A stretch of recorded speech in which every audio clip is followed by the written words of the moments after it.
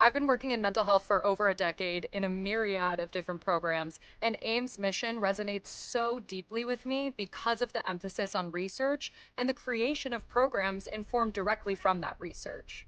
What AIM does is multifaceted. I think one of the most important things they do is building a network of support for young people who are beginning research careers. You give people a start, and then there's a lifetime of great work that has potential to help many, many young people.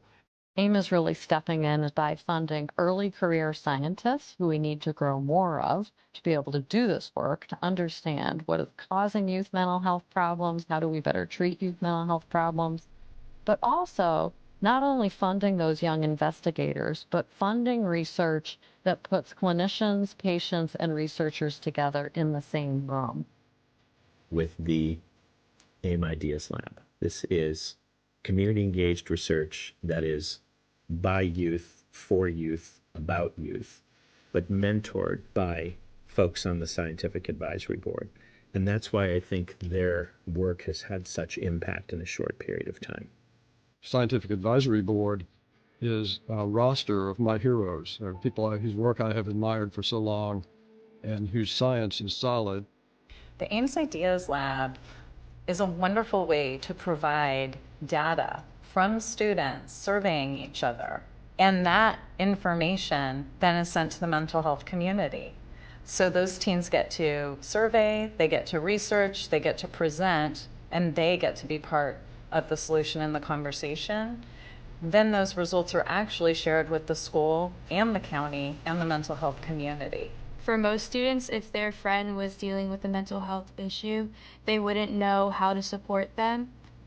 A lot of the times people believe that mental health is a joke and they don't really take it seriously. So realizing that this is a real thing that truly does affect people around you and has an impact on your community, and educating people on how to help everyone around you is really important.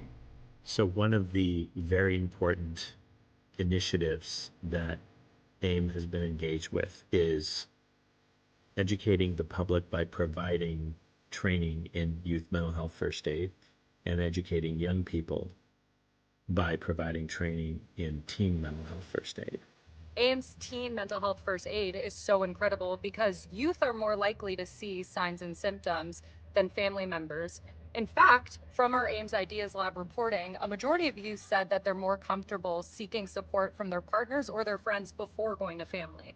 So now empowering the next generation with these tools is so impactful. Biggest challenge that we had when AIM first started was everyone talked about mental health as a stigma, and that it was hard to talk about. And that universe has changed over the past 10 years. Now our biggest challenge is it's such a big problem. How do we tackle it? And I think what's most remarkable about AIM is that we've created programs that look for answers from kids. We're not just going the parents down or academia down. We're really asking kids what they need on the front lines, and their voices are remarkable and they're very clear. AIM's mission is really important to me because I feel like they are doing something that's unique by really talking about it in a way where it's inviting instead of intense and kind of intimidating. It's scary to talk about sometimes. AIM does it in a way that's very natural and allows teenagers to be a part of it. Mental health is for everyone, and mental health challenges affect everyone. By taking what we know from the science, what's been shown to have evidence to be effective, and applying it in the everyday lives of our young people, I think that's what makes AIM for Youth Mental Health such an important organization. So many young people who appear for treatment have mixtures of problems. They're not just depressed, they're not just anxious, and so we need treatments that span an array of different problems. What struck me the most about AIM is that it's focused on hope. It's not focused on how big the problem is or the pain that people are suffering. It's founded in the roots of, we have a hope for a better way of being, and we're all dedicated toward finding that and helping as many kids as possible. It's a huge void in the mental health community. There is hope out there, and AIM is leading the way.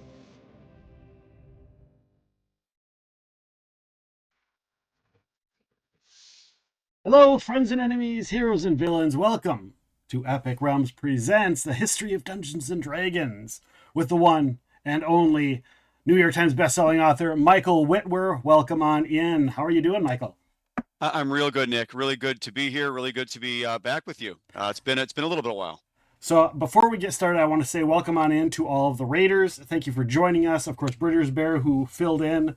Thank you so much for that stream, and to all of the streamers who are here and have been doing this for the last day. You guys have been amazing. I've been there for almost all of them, so thank you so much for all the work you guys have been putting in and doing for this entire event. And thank you to the Black Collar Collective who organized this entire Raid Train event, all of the people that were involved in organizing that and putting that together, whether you're sick or sleepy or tired, or any of the other dwarves. Thank you and welcome and thank you for putting this organization together. I appreciate you guys. We are currently at $2,310 raised. Well, let's see if we can get that way up there. Let's see if we can skyrocket that. Michael was telling me right before that he's got a little bit of a personal connection to the mental health world. Would you like to fill us in a little bit on that before we get started? Yeah, sure. One reason, Nick, when you reached out about doing this, well, for one thing, of course, I know you, and we had such a good time last time we spoke, whenever that was, maybe less than 2 years ago. Yeah, for the last 11 years, I've worked for an organization called ComPsych, and we're, at least from a coverage perspective, perhaps the world's largest provider of mental health services. So mental health is very near and dear to me. In fact, just listening to that commercial that from AIM, yeah, all of those things resonate with me. I mean, it's funny. I almost wanted to comment on, oh yeah, I mean, stigma is a huge issue. Access, mental health provider shortage areas all over the country. Only a fraction of people that really need help everywhere actually ever are able to get any help, and that's a combination of number of providers out there and then again things like stigma and other things. So yeah, it's a very near and dear topic to me. So when you asked about doing this and supporting an organization that's really trying to help youth and juvenile mental health, I was right up there. So happy to do it. I am so glad. I knew you worked in mental health, but I forgot, or I knew you worked in medical on the side from all of your publishings and other work, and I completely forgot about. I forgot that it was mental health related, and so like it just it was like the world and the universe called out to me to reach out to you first and foremost. And in fairness, I'm not a clinician. So I work in communications and content for that organization, but yeah, no, it's something that I think about literally every day. So yeah, it was a nice alignment of things that I think about a lot and things that we're doing today. Awesome. And thank you for the Raid Wicker Man just coming in. One of our good friends and streamers, not necessarily part of that, but he's raised funds for all kinds of stuff as well. Guys, go and check out Wickerman666. Thank you again for the raid, buddy. You've been doing 13 hours, 14 hours straight today. So thank you so much. Go get some rest, my friend. Appreciate you for supporting the cause.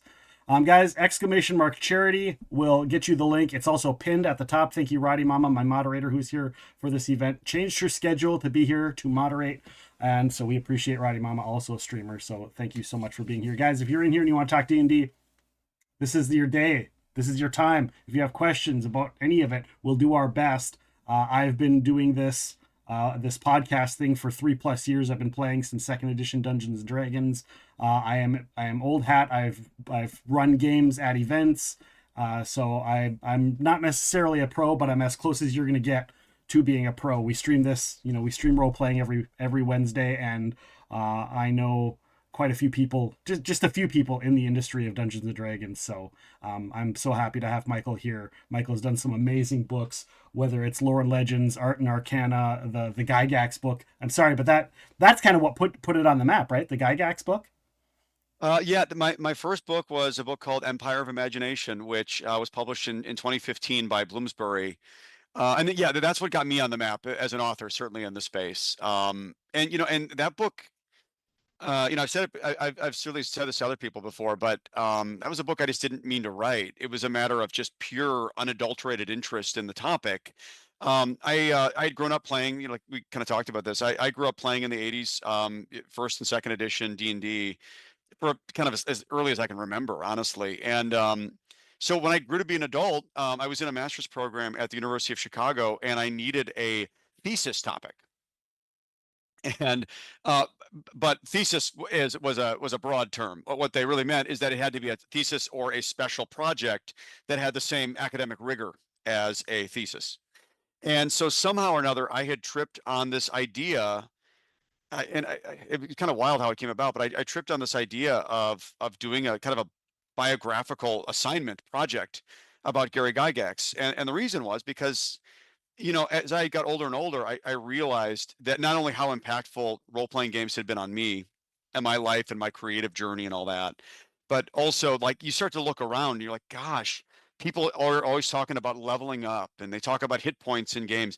All of these concepts that I knew enough to know they were unique to role-playing games. They were original to role-playing games, to this really weird little game that grew up in Lake Geneva, Wisconsin, in 1974, and was obviously a collaboration between Dave Arneson of the Twin Cities Yeah. and Gary Gygax of Lake Geneva. So it occurred to me that while Gary Gygax was not a household name, Yeah. that his legacy and some of the things that he was behind, or in this case, a co-creator of D&D, he was much more important than his name would necessarily let on. And so I knew if I could bridge that gap and connect some of those things together. I mean, God knows there was so many celebrities and people already talking about this. Like Big Bang Theory doesn't go another, Right. 2 Yeah. seasons without putting out something about D&D or I know. Gygax. Right. I know. And Stranger Things, right? Stranger Things. well, no, so and that's where again, what's the expression, Nick? Better lucky than good. Isn't that one of the Something like traits that, yeah. in Fallout? I'm trying anyway. Better lucky than good. So it just so happened when I was doing my project. Again, this was just a pure passion project. I wasn't meaning to publish it. It was just, and one reason I decided to take it on as an academic project was that I knew that being involved in the gaming space, like you can go talk to a lot of the Hall of Famers of role-playing game design, like they're still around everywhere. And I know this is something we talked about last time you and I sat down. Like, so, while Gary Gygax had passed away and Dave Arneson, that was in 2008 and 2009 respectively, a lot of the people they worked with and were really, really important and formative to the game were not only alive and well, but you could see them at any given gaming convention you went to. I mean, I actually just posted the video of that, the clip of that. To promote, I think I was talking about Jim Ward, probably. Yeah, to promote about the show, being able to find Ed Greenwood and Jim Ward and all those guys. 100%. Like every convention, especially back then. Again, it was a little bit of a more quiet market, right? Remember, you said it yourself, pre-Stranger Things, right? So D&D, if anything, was at a low point when it comes to public familiarity. Fourth edition had not been a very successful endeavor, and D&D, a lot of people actually thought was kind of dying. That's when I'm working on my project. And so as a result of it, you still have your gaming convention. They're still happening and people are also loving the stuff. But the headline here is that was a time where you could go to a convention and you could just run into Luke Gygax, you could run into Ernie Gygax, you could run into Jim Ward, or Frank Menser, or 50 other people that were like there at ground zero. Yeah. And so it occurred to me like, well, if I can do this project and I can do it better than just like write about it by looking at articles. I can go and interview these people. Go directly to the source, right? Yeah, and which was wild. And they were delighted to talk about it. Again, and it's very kind of systemic, or it's very normal to the gaming community to be, like open up the table, want to talk to you, want to tell you about what's going on. And so it was very easy to get a lot of these interviews and Tim Kask, people like that. And so they'd sit and they tell you about what happened, and you get a chance to kind of dig into kind of what happened around this event and that, hear it from first-person sources.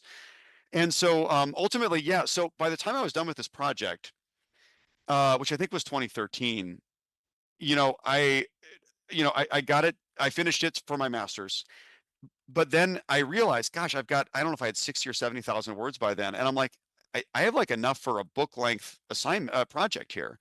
And so it occurred to me it might be worth my time to go try to get a literary agent and see if there'd be someone like that was willing to represent this book. And that's exactly what I did. I started pounding the pavement, and I got an agent, a gentleman named Jacques de Spoulbert, who was a really well-respected, elderly literary agent. He was actually already around 80 years old when I started working with him. Yeah. But he had been around forever. He was the original editor of James Dickey's Deliverance in the old days of Wow. Houghton Mifflin. I mean, so he had been around. And again, he didn't know anything about D&D, but he knew his kids had played the game. Right. And he just really, really loved the tone of this, in this case, it's specifically the story of Gary and this kind of bootstraps guy that kind of lived this American dream and put together this thing that was weird and had such huge implications on the future of pop culture. So Jack took this book on and he ended up selling it to Bloomsbury. And here's Thank you for the donation. Thank you for the donation, Bentley. Thank 13, you. We appreciate you. Thank you so much. So here's where the better lucky than good part comes in is, when that book came out in 2015, just as a matter of context, and this is where, gosh, I feel so blessed that it all just worked out the way it did.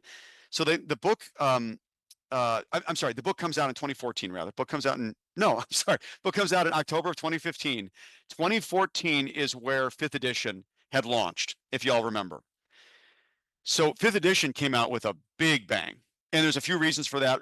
Those of you who were playing back then might remember there was a huge and an enormous game testing effort that happened ahead of 5th edition, 175,000 game testers. So when 5th edition came out in 2014, it was a #1 Amazon bestseller everywhere. Right. It sold an enormous number of copies. It was a huge deal. Now, that might sound somehow in opposition to what I just said. Well, D&D was already really struggling on the ropes. It was, but 5th edition, D&D's never had a trouble rolling out a new edition of the game. It's that it was keeping momentum that it always struggled with. Right. So they went to all of this trouble to kind of re-engage the fan base in a really, really intentional way. So by the time 5th edition came out, there was enough people that were ready to buy that book that they did. And so 5th edition comes out with a lot of momentum, but then something really weird starts to happen. So there was a podcast that was looking for a new version of D&D to play to actually educate the host's father on the game, and it was called Adventure Zone. Okay. So Adventure Zone comes out that fall, and it literally comes out at the exact same time. It was an existing podcast, but they did kind of a series called Adventure Zone. Right. And it comes out at the exact time that D&D's rolling out. So they decide to go and pick up the new D&D 5th edition. So they're playing that. Well, that podcast becomes insanely popular. Okay. This is 2014. And then what do you know, in February of 2015, a group of voice actors decide to get together and say, oh, we should stream our game, our home game of D&D. Well, that becomes critical. That's Critical Role. Right. Which I think spawned off of, because I believe, Star Trek, I can't remember his name, Wesley. Will Wheaton. Will Wheaton did tabletop. Yeah, before that did tabletop, and it was like him and like then eventually they did D&D on there, and had brought Felicia Day and they did some role playing, and that kind of gave them the idea of like, yeah, let's do Critical Role with a handful of people. So yeah, 100% right. Well, because Felicia Day was obviously very involved with Geek and Sundry. I believe it was Felicia's idea. Yeah. And she invited Matt. I don't know if she was a part-time in their home game, but they have this home game of these now legendary voice actors and people we all know, their faces and so forth. But they had this home game that was led by amazing geeky Matt Mercer, who just loved doing this stuff. He's, of course, it's an incredible dungeon master. So they put it on camera. And what do you know? So actual play is effectively born between Adventure Zone. Now, of course, for what it's worth, I want to make sure I always cite my sources and give credit. Actual play, really, for the purposes of D&D, actually started back all the way back in 2008 with Acquisitions Inc. Oh, right. Penny Arcade had been basically broadcasting and doing live actual play games all the way back then, hosted by Chris Perkins and others.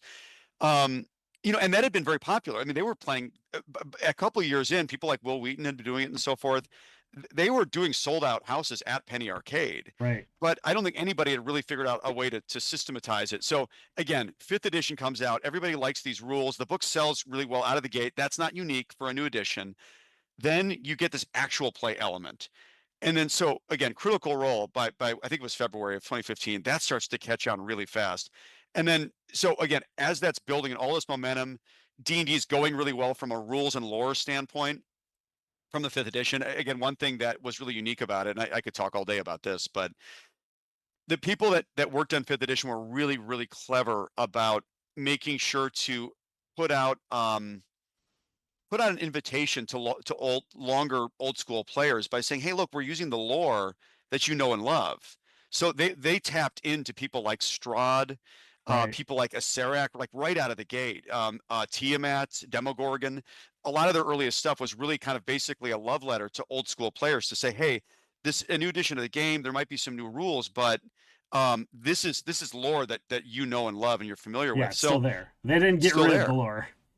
So that was one way they kind of tried to reach out to the old school. And so long story short, the game's going really well by 2015. And then of course the dagger in the heart, as it were, is that 2016 is when Stranger Things launches. Right. And so in order, you couldn't plan any of those things all happening. And again, the irony, of course, is that some of them were happening behind the walls of Wizards of the Coast, the producer of D&D, a lot of them outside of the walls, things Yeah. that they could have never planned. And in aggregate, by 2016, D&D starts to hit like a fever pitch.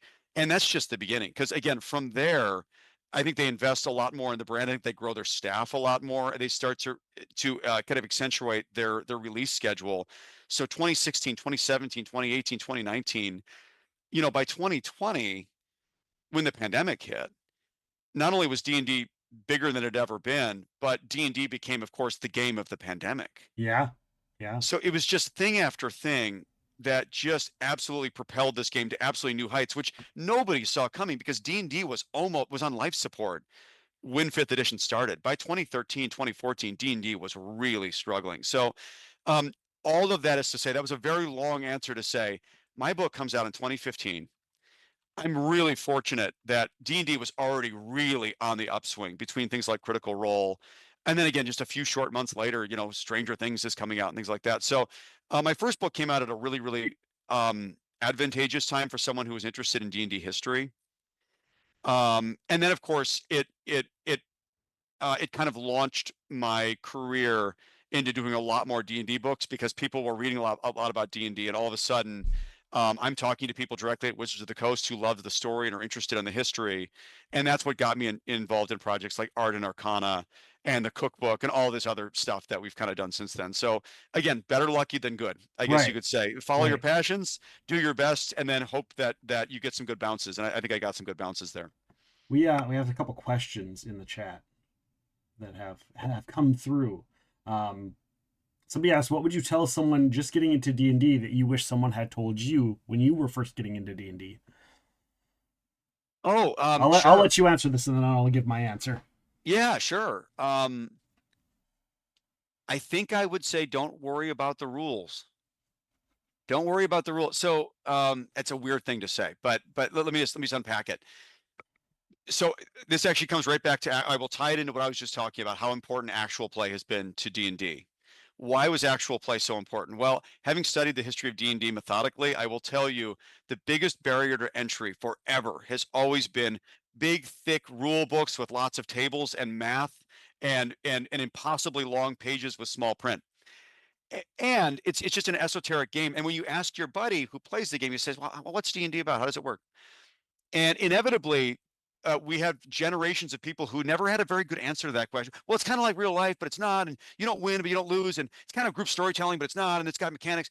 And like people just struggled with the question. And so D&D for years were putting out basic sets and introductory sets, trying to solve how to indoctrinate new players into the game. A video. They released a video on how to play it. They did. We were talking about that with Bruce Nesmith. He's like, yeah, there's an infamous video. Oh, it's hilarious. It is a hilarious and infamous video.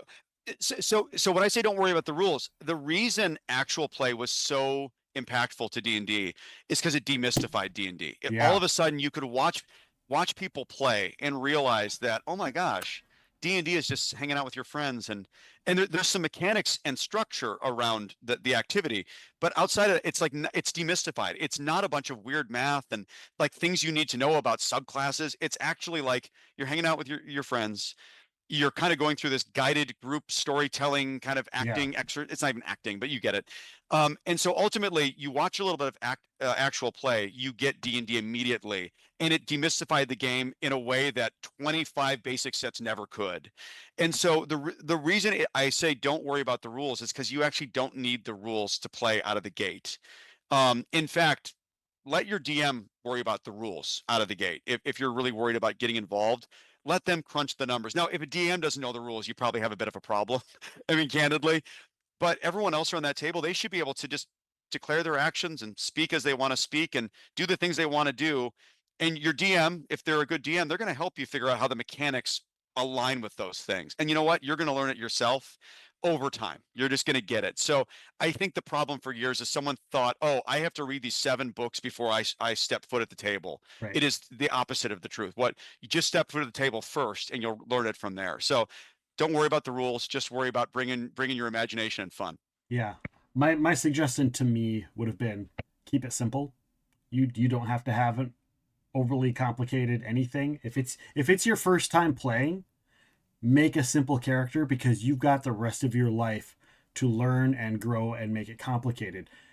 I still to this day, now looking back, when people are like, let's make a new character, I'm like, great. And I come up with the most simple, mundane character because when I first started, I never did that.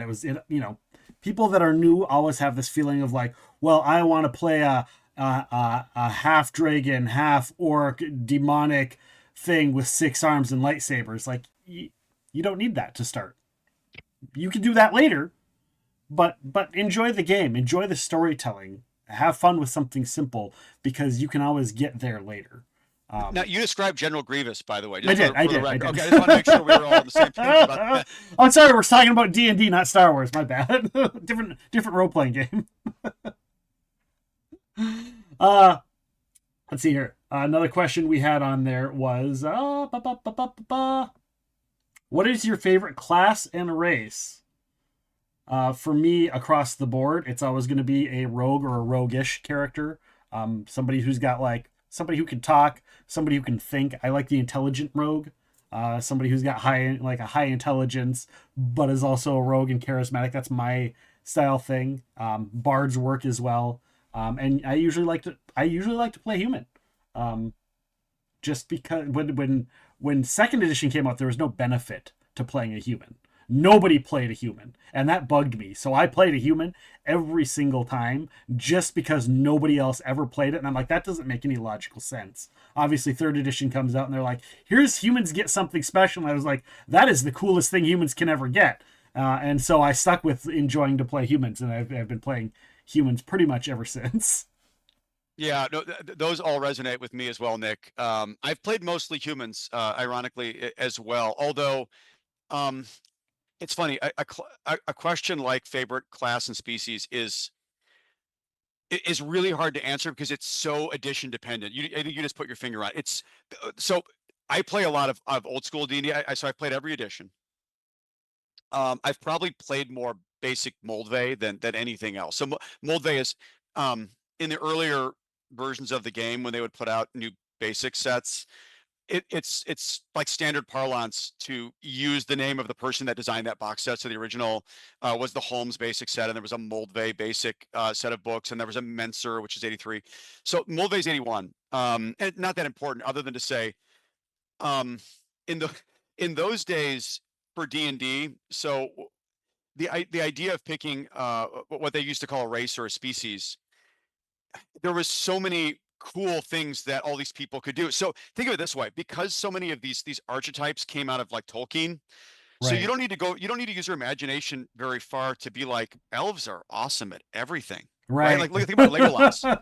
Like, oh, they can kill 95 orcs, no problem. Like, so that carried over to D&D too. So playing an elf, like honestly, it's kind of unfair. And so unsurprisingly, I have elven characters and half elf characters because elves could do everything. There was like no Right. reason not to be an elf. Yeah. in like in some of the basic versions of the game, because you can see in the dark, and Right. and elves can wear any armor, use any weapon, and cast spells. Why would I ever be a magic user with 4 hit points and 1 spell at first level when I could be basically a fighter that can do all those things? And Right.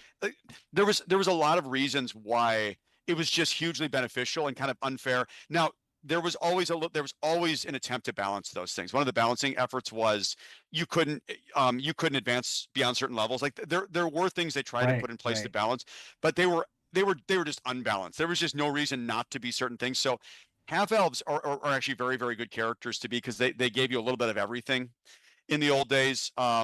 Elves again had like all kinds of like unfair advantages, and again, there was again balancing things. To give you a sense, like an elf in original, well, in Moldvay, you needed an enormous amount of experience to advance. But it's not surprising, because you were basically multi-classing is Right. effectively what you were doing Yeah. before they came up with multi-classing. So um, the answer to your question is I've played a lot of different species in the past, but human's been my go-to.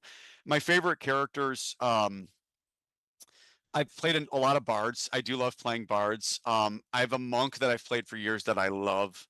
Um, and I've played paladins that I've had a lot of fun with. But paladin's another one that historically Yeah. it takes forever to be able to do anything paladin like that you want to do. And you need incredible, like, firstly, again, to roll a paladin in the old In days, like, second edition, we had to roll the dice. Yeah, not gonna happen. yeah, like you had no chance of being a paladin, and then only to be a character that takes like several levels to be able to get your first clerical spell. You're like, well, anyway, but I have played paladins before, and I like the idea Yeah, same of the here. paladin. Yeah, so again, I've played a broad stroke of things, and I don't know if there's anything I like way more than everything else. I like a lot of stuff. I think part of it too is also the GM, right? If you have a GM that like is not good, they might crap all over one thing over another. Maybe they're super anti, religion, and so you make a paladin and they make it their goal to break you, sort of thing. And then that can be bad. So if you're a GM, don't do that. Don't do that. Speaking, I mean, we're talking a little bit of history here too. I like to go way back when the races in the class were one. When you're like, what are you? I'm a mystic. What does that mean? You're a mystic. You're an elf. That is the class. That is the race. Period. Yes. End of subject. You don't like. You're not a elven something. You're just an elf. That is the class and the race. Way back when. So And yeah, and sorry, thanks for clarifying, Nick, because yeah, that's kind of what I'm talking about with like an elf is all of those things, right? You're right. kind of this ranger thing. You can use any weapon. That's exactly right. You can cast spells. Yeah. A mystic is the monk. Actually, they Yep. renamed it for whatever reason. So I've played a mystic. That's And actually didn't just a they monk. got rid of the monk after that, right? They had the mystic, and then they didn't bring back the monk until like it was either way late second edition or third edition. The monk was just I gone. believe they did. Yeah. And again, I never understand why they retire certain things and bring them back. Now I think they just realize, like, gosh, people want options. They want choices. We Yeah. should have as many options as possible. For what it's worth, I always liked the monk. The notion of, so it's funny. It's amazing how your gaming experience influences and flavors what you choose down the road. So very early, not very early on, it's at some point early in my gaming experience, we did play Tomb of Horrors. Okay. And we actually did it as a one shot. My brother, From beginning to Sam, end, or none of us made it. We played Tomb of Horrors. We did it as a one shot. So what my Okay. brother allowed us to do was make generated characters using the appropriate amount of experience, and we could divide it up among 2 characters and make one. It was well thought through. One thing we hadn't thought through, because again, you don't really realize how this all goes. So one thing that you don't think about when you're doing that to try to level someone to Tomb of Horrors, where you want to be like levels 9 through 12 or whatever it was. And Tomb of Horrors, for those of you who don't know, is a meat grinder. You weren't really meant to survive it. No. And there's a reason for that too. Again, Tomb of Horrors was the original D&D tournament. It was actually meant to be a meat grinder so that it would kill off most people, so that those who made it further, so those who made it through, it would be an easy way to adjudicate who actually won the tournament. It was meant. It was never really it was meant a badge for of regular honor play. to make it out alive. 100%. Kind of like there's the mountain in Forgotten Realms. Where they go in, you get out, and you're a made man. Undermountain, yeah. Yeah. Undermountain. So so Tomb of Horrors was in a weird sort of way never meant to be published as an honest adventure, but they eventually did. It became, you know, notorious, at a badge of honor and all these things. And in fairness, if you were actually someone who grinded all the way up to ninth, 10th, 11th level, and then you play Tomb of Horrors, like, talk about it like a bad wake up call, because it would kill this character that you were in love with, that you played the last Right. 5 years. I mean, anyway, so but we did it as a one shot, which I think my brother was very smart to do, to not not endanger the people, that the characters we've been playing for a long time. But the thing we didn't think about was that when you're that far into D&D, you've got a million magical items, like all kinds of goofy stuff that you don't necessarily think about how you would do as a one shot. Like, oh yeah, you have a rope of climb across, you know, floating rope, and this and like stuff that you just wouldn't have thought about. Neither here nor there. Importantly, we played this, and I had a couple of ignominious deaths, like everybody does in Tomb of Horrors. Like this thing is, it's basically a fun house that Gary Gygax put together to kill you in really like funny but not funny ways, because you care about your character. Right. So anyway, so I had some ignominious deaths and all kinds of things. But one thing that happens to you in Tomb of Horrors, there's one of the traps or tricks in there, like takes away all your stuff. I think in your clothes as well, if I remember correctly. But I always remember thinking about that, how naked you are, literally and figuratively, as a character without your stuff. Yeah. You could be an 8th level fighter, and you're not all that great if you don't have that awesome, you know, +2 sword and this all these cool things, your plate mail and all that. Which of course you, and like there's a good example. Like your plate mail determines your AC, right? Right. And so you basically have a 9 AC, like, unless you have a dexterity bonus, like you are very hittable when you don't have your armor. So for whatever reason, that hugely influenced me going forward, and I loved the idea of being a character that didn't need anything Yeah. to be awesome. Well, it takes a long time for a monk or a mystic to get good, but once they're good, your AC goes down every level. Right. And if you have a high dexterity, and you also you can use weapons, but you don't need weapons, and your hands become, like, at higher levels, your hands become like as effective as silver weapons, and then as effective as magic weapons. So Yeah. like you can hit things you can't even hit with. So I was like, oh, I want to be that. So I never can have it taken away from me. If Right. I'm imprisoned, or if I get caught and they take all your weapons, or if I go to Tomb of Horrors, God help us, that won't be a problem. So that was actually something that influenced my gameplay, like from that moment forward. I don't always do that, but it's something I really like about those types of characters. Yeah, that's awesome. I want to do a step away, a step up from that. Is there a race or a class that you just thought was so cool that you're like, I've got to create a character that's this in a game somewhere, if I can find a GM that'll allow me to do that. Because for me personally, it's like I always have this fascination with gnolls. I think the idea of it is great. The possible cultural, you know, things of it is great, whether they're evil or good. I know a lot of people are like, they're always evil. It's like, well, welcome to 2025. They don't have to be.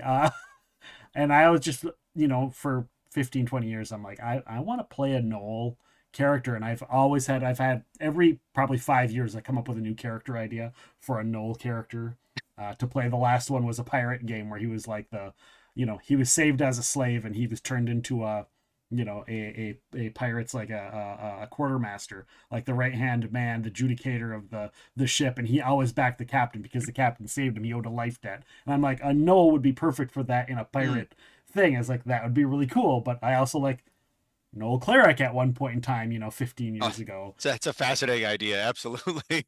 So I don't know if there's any races or anything like that you've always been like fascinated with and never really got a chance to do. And that goes to the chat as well. Yeah, so I mean, I write a lot of D&D, and I actually just finished a new book. It's actually coming out in August. That's called the Dungeons and Dragons Book of Dragons. You can guess what it's about. It's with Dogs. DK, so it's one of these beautiful like illustrated, right, oversized illustrated. I saw some pictures, and it looked like you had some of the art, the historical art as well in there. It's inspired mostly, by. Yeah, probably inspired by. I don't know if they pulled a lot of historical. They may have pulled some. Mostly, we had a lot of new commissioned art, and then there's 5th edition, and again, when they do books like that, if they use anything older, they have to make sure it matches the style, right? Okay. That's a very important thing when you do books like that. And so. But my point in that is Dragonborn are always very interesting to me. I think Dragonborn are a really interesting species they came up with that can do they make a lot of sense to me somehow. And I like the idea that their origins are kind of mysterious. Like there's like several different origin stories, which I think you can play with that. You can work with that. Culturally, there's like a lot of honor in Dragonborn culture. It for me, for whatever reason, I think of kind of like Klingons a little bit, like Worf. Yeah, Actually, yeah, specifically, I think about Worf. Like Michael Dorn would play like a great Dragonborn, you know, yeah. like and so I think about that. And so I've never played a Dragonborn, but that's kind of on my list of things to do because I think Dragonborn just offer so many interesting different levels, and like the fact that they're related to dragons but they're not dragons, but they have dragon qualities, they have this honor, they have this prestige, like they're cool. Yeah, and trying to figure out like there's a personal story of a dragonborn. Like why? Totally. What are their thoughts on it? If they come across a dragon, are they like, "Hey, yo, what's up, bro?" Or are they like, "Oh no, you know, how did they come to be?" Are they, you know, whatever the historical thing in a individual game. Yeah, no, so I think that's on my list is I want to play a Dragonborn, something interesting. And well, in fact, for what it's worth, we did explore Dragonborns a little bit in the second Heroes Feast book, Flavors of the Multiverse. We had a just a great time creating this whole yeah, there it is. Yep. It's right there. We had a brilliant time just creating this really fun narrative. One of the hooks we use for that is that it's Flavors of the Multiverse because this group of kind of misfits go together through this journey through the multiverse, and they're eating in different places and whatever. And that's actually what flavors, no pun intended, the menu of that book. And we have a Dragonborn cleric named Brian, BRI apostrophe AN, right? It's the Dragonborn spelling of Brian. Right. And it's just a really fun, cute character. So we've played with that a lot. But I've never played a Dragonborn, so it's on the list. One of the things I love about the flavors of the first second I got my hands on the Flavors of the Multiverse, I opened it up and I go, "What?" And this was after you and I chatted about it because it hadn't come out yet when you came on here. You were just promoting it, and so when I got my hands on it for the first time, I was like, "All right, where's Barovia? Where is it?" And that's the first page I read was the opening to Barovia and like that. And then I was like, "Okay, what kind of food is in Barovia? What do they got in here?" And where it starts off where they're crashing the Spelljammer ship in Barovia. It's like, okay, I need to go back now, and even if it's not for the recipe stuff, I need to go back to the beginning and start reading the story because there's a story. Find out how they got on a Spelljammer and yeah, how do they get on a Spelljammer ship and crash land? So no, we had such a great time with that whole narrative. My brother really led the charge on that one, Sam.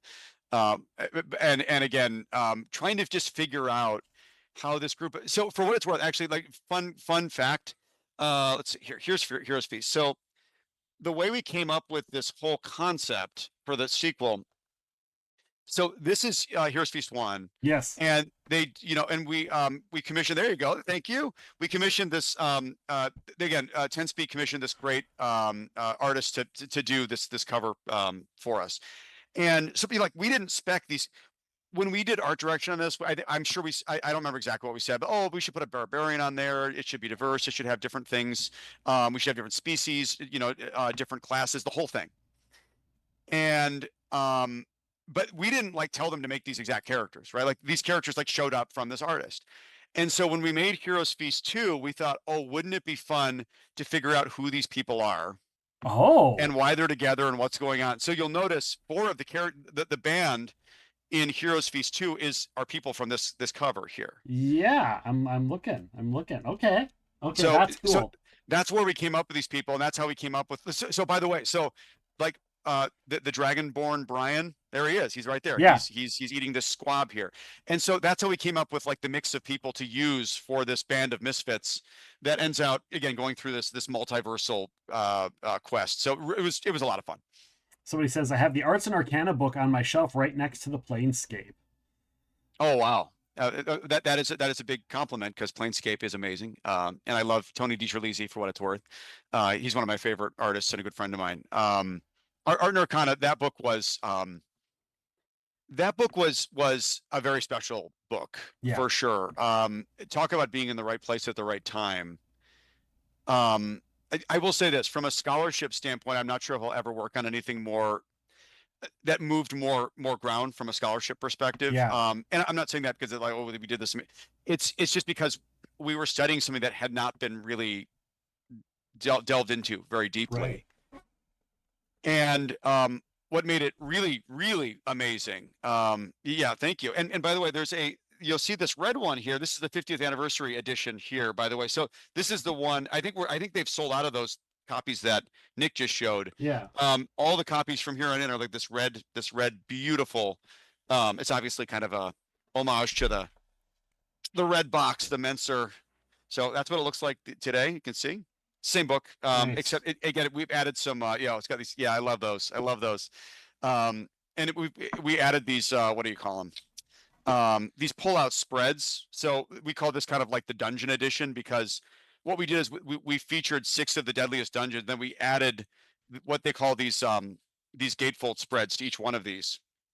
Yeah. To create a bunch more content for the 50th anniversary edition. So, for example, like we found that guy and decided to put him in there. So anyone knows what that is? That is the back cover by Errol Otis of B2, Keep on the Borderlands, which is one of the most famous modules of all time, and that's one of the most famous pieces. So we found a bunch of stuff like that, like afterwards, and ended up kind of appending this book for the 50th anniversary edition. So the thing with Art and Arcana that was just that was so special was so many of the pieces that people. I'm reminded that when you build a game like D&D or anything you do, any company that someone starts, like Microsoft was once a tiny little company, right? Or Right. whatever. Well, D&D was once a tiny little homebrew game that was kind of run out of, Gary Gygax's basement and Don Kay's, garage or porch. And so I remember one of the early employees, Mike Carr, said this to me. Mike Carr, if you're wondering, he's the one that wrote the game Fight in the Skies, but he was the original, kind of one of the chief editors of D&D. He wrote like the prologues for the original 3 AD&D books. So I remember Mike saying like, hey, I think he said, if we knew we were making history at the time, we would have taken better notes. And that was his answer, Right. really a wonderful answer to the idea that, Mike, I don't remember everything you're asking me because this was just life and we were just doing what we were doing and Right. we didn't know we were making history, something worthy of putting in a book or whatever. Right. And I always thought that was a really clever and like poignant thing to say. So similarly, the original art that we all know and love. So whether it's maybe less this because the game was pretty big by then, but like take this guy right here, Yeah, this iconic cover of the original Player's Handbook, and it goes back, even earlier than that. So a lot of this stuff, like it was a game, it was a business, and it wasn't even a big game, like not even Right. close. Right. So like the notion that some of this stuff would get thrown away, like yeah, that was in bounds. That was just like old documents you'd have in your office that you clean every few years, right?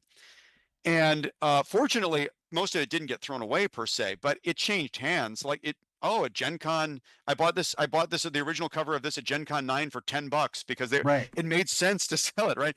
So the point is, by 2018, when that book came out, Art and Arcana came out, a lot of the most iconic pieces of D&D history from an art perspective had been in private collections for like 30 years, like gone. I mean, just off the face of the earth.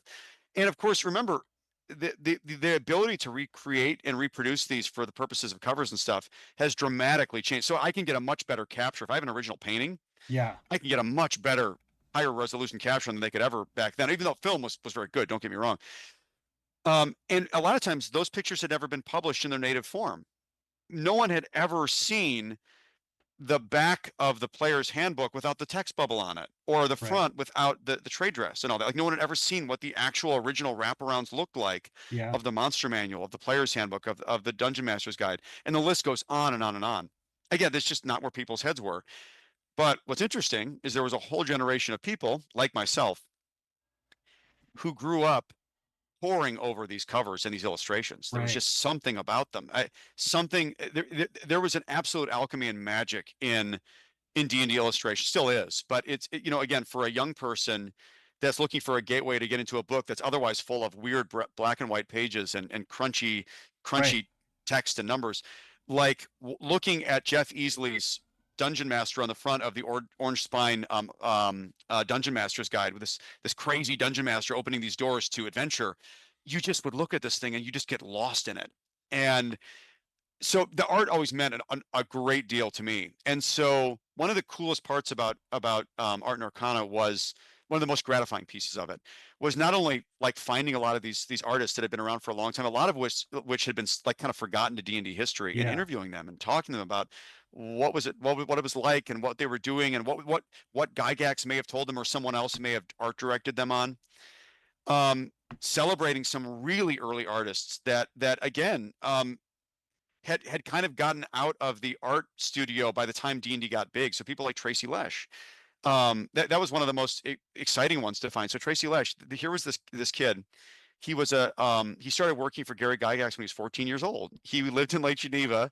He was a classmate of one of Gary's daughters, and Gary found him because Gary's daughter saw him drawing in class one day, evidently, and said, "Oh, you can draw pretty well. You should talk to my dad. He does like fantasy games and stuff." So Tracy Lesh is this young kid. He's, elementary school, I guess, middle school kid, likes to draw fantasy stuff, likes to read pulps and do all this stuff. And he's the one that does the original illustrate. He's the one that does the original illustration for the Roper, for the Mind Flayer in 1975. He does the cover and the illustrations for the original Boot Hill game. And he does, this is one of the coolest things. He does the original illustrations for Gary's Tomb of Horrors tournament. So Tomb of Horrors has all these illustrations that you actually show players. It's part of the puzzle element of the game, and there's sometimes clues in those things that you can see. So there's like 25 or 30 of these illustrations within Tomb of Horrors. The ones from the published module in 1979 are extremely iconic. 78 or 79, everybody knows them. They're by Dave Sutherland and Dave Trampier. They're iconic. People know them. Yeah. People didn't realize there was a whole early set from 1975 that were done by this 14-year-old local kid, Tracy Lesh, illustrating all the same things, but just they're crunchy and they're crusty, but they're magical. And so to be able to dust off history like that, and to be able to talk to Tracy about what he was thinking about when he was doing these original designs, and being able to actually reproduce those on the page, and then find some of these original masterpieces in private collections, and then reproduce them in the book without any trade dress, show them in their full original form. I mean, that was one of the most satisfying things I've ever done professionally, maybe ever done professionally, because it meant a lot to me, and it meant a lot to a lot of people like me who grew up looking at these books, and the art just brought you right back in time to somewhere.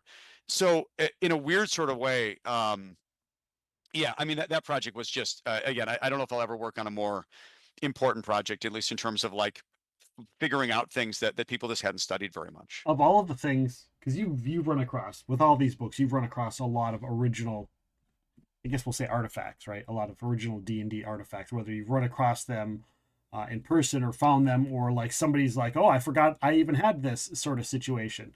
What do you think was one of the coolest things that you didn't really expect to run across when you're, historically to D&D, like this piece is important to D&D history? A lot of them, many things. Again, I've had a chance to work with extraordinary collectors who, educated me on what we had and why it was important, right? That's a big part of doing a project like this. The one that comes to mind though, I often find that, right, your first impulse is probably the most right answer to the question. So the answer, there was just so many things that blew our collective minds when we worked on Art and Arcana. And Art and Arcana was this collaboration project between myself, Kyle Newman, whose first job is a director, is a Hollywood director. Yeah. My brother Sam Witwer, and almost certainly the top D&D scholar in the world, John Peterson, who's a dear friend of mine. Yeah. And so when that project came about, the short history of it is that after Empire of Imagination came out, I actually got I got to be friends with a lot of people at D&D on the design side because they love the book so much. Right. So I got to know people like Chris Perkins and Mike Merles and a lot of others. And so what happened with Art and Arcana is that Kyle Newman, who was a friend of my brother's in the same kind of Hollywood circles, Kyle Newman, who's a D&D player and great director and so forth, he ended up getting a hold of me and saying, hey, I read Empire of Imagination, loved it. And I remember him saying, where's the art book? We need an art book. And I, being a big D&D kind of historian at the time, I was like, well, there's been art books. There was art books in the 80s. I've got a lot of them right on my shelf. But I didn't fully understand what he was getting at, which is that he was walking into bookstores and being like, well, they've got the art of Assassin's Creed and they've got the art of this. And like, where's the D&D art book? And of course, D&D was already very much in the upswing by then. We're talking now 2016, 2017. Right. So he was really onto something. So I remember going over to Barnes and Nobles and looking and be like, yeah, like there's a lot, like D&D really deserves such a thing. And so I ended up calling my new friends at Wizards and saying, hey, I want to do, I've got a buddy that wants to do this, and we'd like to do an art book. Is this something that Wizards would publish? So what happened is they connected me with their director of publishing. Her name was Liz Shue. She left Wizards about maybe even last year or so. Liz Shue was just wonderful, wonderful woman. She was their director of publishing, and again, talk about being in the right place at the right time. When I reached out to Liz and talked to her, she said, it's funny, you're calling it exactly the right time, because I just had a talk with Penguin Random House and they at 10 Speed Press, and they want to do exactly something kind of like this. I'm going to connect you with them directly. She makes the introduction. Within a month or two, we're on the phone with the head of 10 Speed Press, and we're all it's a love fest. We're all talking the same language, wanting to do the same thing. And we decide we're going to do this project, Art and Arcana, which, by the way, very importantly, grows well beyond art book very quickly. We realize very quickly art book is not essential. It's just kind of almost a random collection of what we think is cool or interesting. Visual history is where we landed on something special. Yeah. When we realized we should tell the story of D&D through visuals. Art happens to be an important one, but it's not the only one. Right. What does advertising tell you? What do typesets and fonts and trade dress? What do outside influences tell you? When we figured out that there was a whole visual history to tell of this game, that's where it all gelled with us. So to finally answer your question, yes, about what's like the thing that I remember like getting chills and being like, wow. So a couple things come through my mind. I'll start with actually one. The first time we worked with one collector who had the original Monster Manual. We've kind of found out through talking through our networks that this particular collector had the Monster Manual. Was it like a hand drawn, like actually get like his Gary Gygax's like actual what he wrote up? No, this is so the Monster Manual cover. Sorry, to be exact, the Monster Manual cover. So this is the Dave Sutherland painting. Okay. That was okay. the wraparound cover for Monster Manual. And actually, to illustrate the point, let's see here. I got that thing there, right? Where did I put it? I don't know. Oh, here. Hold with me for so. Yeah, no problem. Make the story better by just actually getting my thing. Give me 1 second. Yeah, for sure. By the way, guys, people that are watching the stream, thank you for being here. This is a charity for AIM Youth Mental Health. Feel free to go in, drop your link, or drop you the ! charity. Go and follow that link. Go and donate.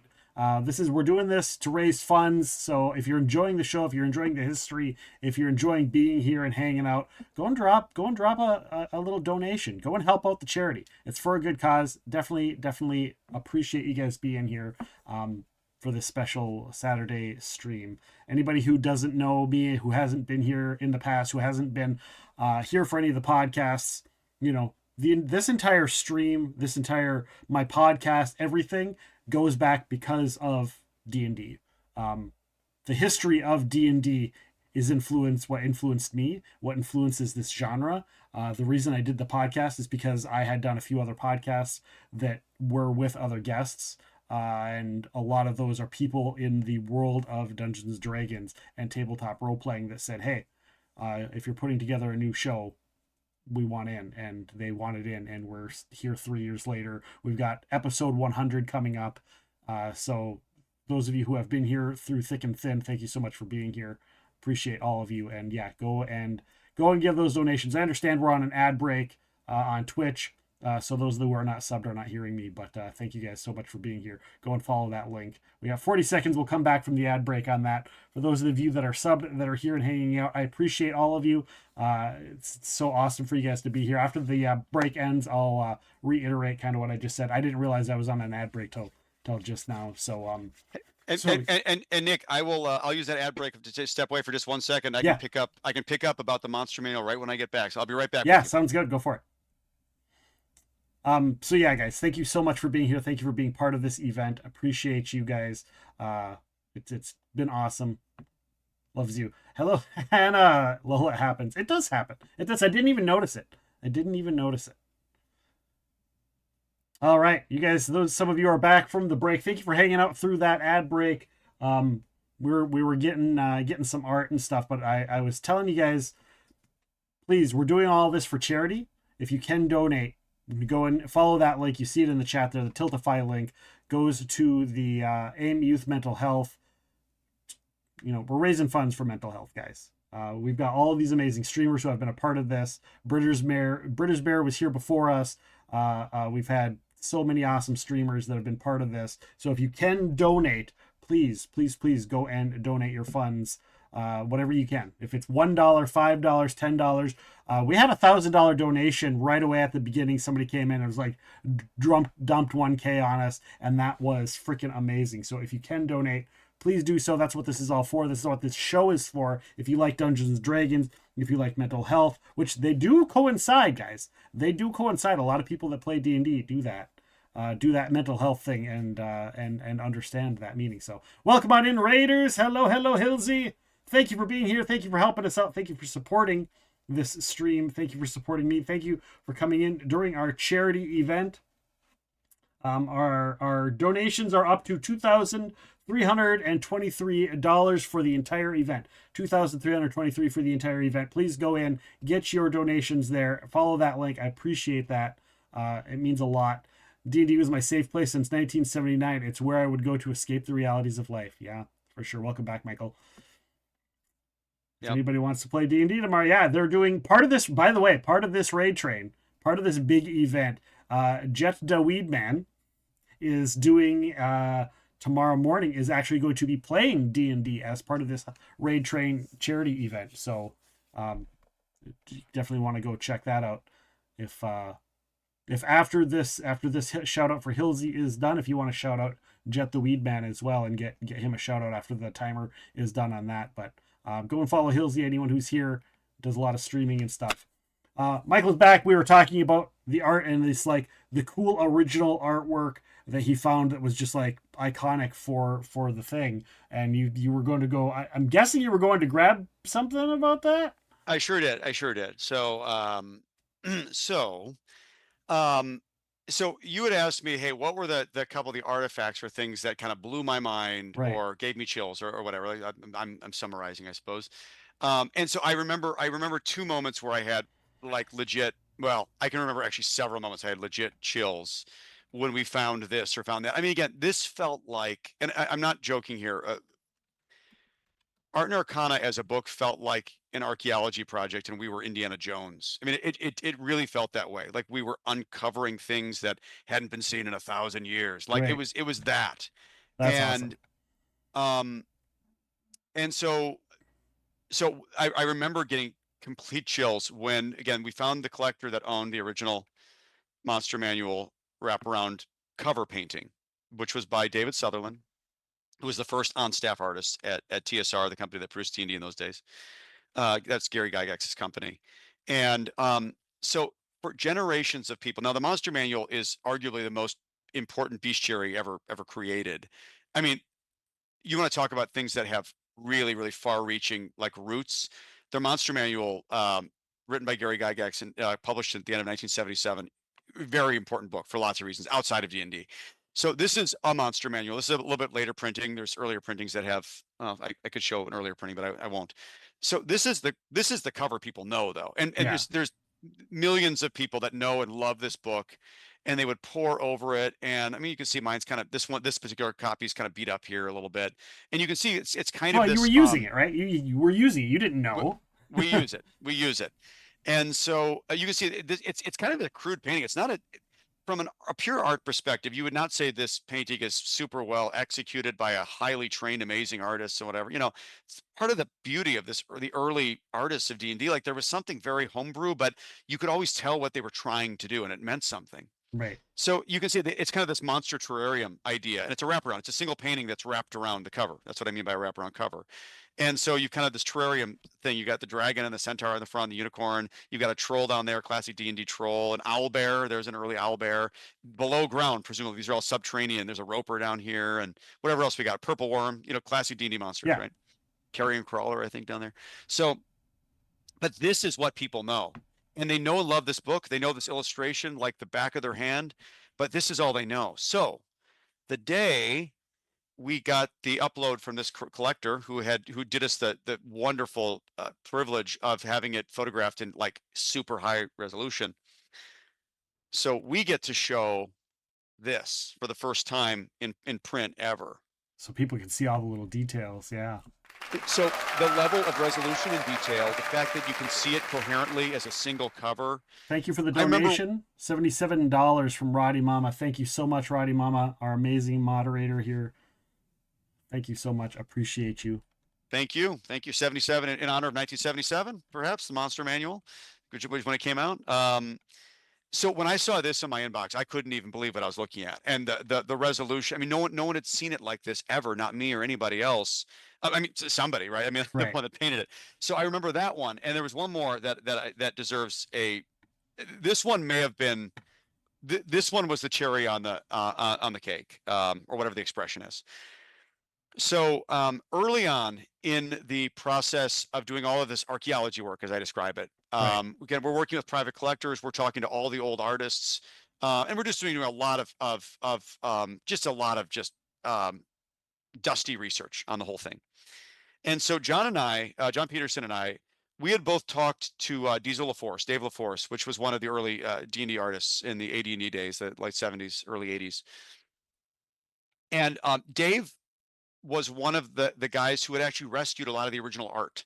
Again, they were literally throwing this stuff out at a certain point in the late 70s and early 80s and so forth. And there's all kinds of turmoil with TSR that I won't bore you with today, company-wide. But there's a lot of stuff that was just getting thrown away. And Dave was one of the guys that would see some things that he knew from like the first early printings of D&D that were being like in the toss of the garbage, and he rescued a handful of these, as I understand it. And so Diesel had mentioned to both of us at one point, gosh, it's funny. I remember there was this he says, I remember I either rescuing or seeing an early illustration that was like an early beholder, but it was a beholder that was attached to the ground. This is like very early in the process. He says, you remember seeing this? I don't remember where I saw it or how or where it was, whatever. But he says he remembers seeing it. And so John and I, literally, we went for 2 years working on this project, not just looking for that. I mean, looking for everything and anything. But we had heard about this early, but we weren't able to locate it. It was gone and whatever. So, so what happened was the book was done. The book was wrapped and it was ready to go to print. And it was about a month after that. So the book was finalized. We had done all of that. And sure enough, via a really unlikely series of events, John and I had become connected to a really important collector that had a lot of really important things. And so what happened in that was the book had been closed for about a month. John had been overseas trying to meet with this person and get I mean, it was a wild, like, again, Indiana Jones type of thing. So I remember one day, John and I had set up, we had like an FTP file thing set up. Yeah. And so John was doing an upload to me of these things that he had gotten from this new collector. And I remember watching this thing almost in real time, because again, these were enormous files. And for whatever reason, our connection was pretty slow for whatever reason. So I remember watching these things come in, popping up, and it was everything we had been looking for. All of the gaps that we had been looking for, everything, starting with the original Player's Handbook wraparound cover, which is that one I had mentioned earlier, this thing here that taking everybody the gem out of the eye. I mean, so iconic. Well, we couldn't find the original native wraparound cover of that until, again, a month after we had closed content. So I'm watching these things come into this shared file we have, and I just cannot believe what is popping up. And then somewhere near the end of that, this one pops up. You can see it. Yeah. So, oh, sorry about that. That's all right. Can you still hear me? Yep, can still hear you. You're good. Okay, sorry. I think I hit my mute button for a second there. That's all right. So you are not muted. This one here, sorry about the glare, but it says it's called Big Eye. You can see on the bottom. Yeah. I can't see that it says that, but yeah, you read it for us. Yeah, so it says Big Eye. This is an illustration by Greg Bell. Just like Tracy Lesh, Greg Bell is another one of these early D&D artists that did a lot of his work before D&D got really big. Greg Bell was a local 17-year-old, local-ish. He lived in Rockford, not terribly far away from Lake Geneva. And so this is an illustration by Greg Bell, who, by the way, Greg Bell did like the original Beholder for what they call the Sphere of Doom. Greg Bell did a lot of the original iconic Lizard Man, things like that. Right. But so he did this Big Eye here. And what's amazing about this piece is that, well, firstly, if you look at it, it's you can't see it very well here. You'll note he's attached to the ground, is Big Eye. Yeah. And it's funny because he looks something between like a roper and a beholder. He's kind Right. of neither. But you can see he's got 10 eye stalks. Yeah. He's got the big eye and he's got the mouth. And there's a little annotation which you're not going to be able to see here. Two in Gygax's hand. One says no, and one says don't use right up here. So Big Eye was never used. Big Eye is in fact a prototype beholder that never got used as a part of original illustrations Yeah. from the Greyhawk supplement. And so they ended up going with, again, like the Sphere of Doom. They ended up doing the Floating Beholder, which is much more recognizable, whatever, but by the same artist. So to get that like on the last day of the project, or really like a month after the project was supposed to be closed, especially because we had heard about this like 18 months in previous and we couldn't find it. We thought, oh, that must be wrong, or whatever. And the fact that Big Eye ends out showing up in this private collection and getting that. So suffice it to say, what we did the minute we got this stuff in, we put a call into 10 Speed and said, you got to stop the presses. We just got like, we have to get, so we negotiated, we begged, borrowed and stealed. And we, there was a collection of, it wasn't like ridiculous, but it was probably 12 or 20 things. Yeah. That were like, we got to move things. We got to get these in. We have to get these in. They're so disruptive and so important. And we did. And so again, the silver lining about the whole thing was that, again, we ended up making the book we really wanted to make. Yeah. Because again, that book was going to go out and we were super proud of it, but it was going to have some gaps, some things that we really cared about.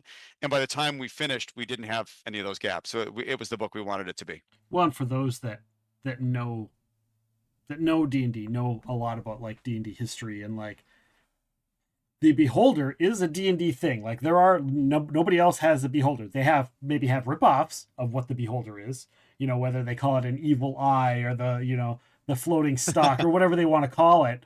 But the Beholder, like you can't, unless you're D&D, you're not using the Beholder or the name Beholder anywhere.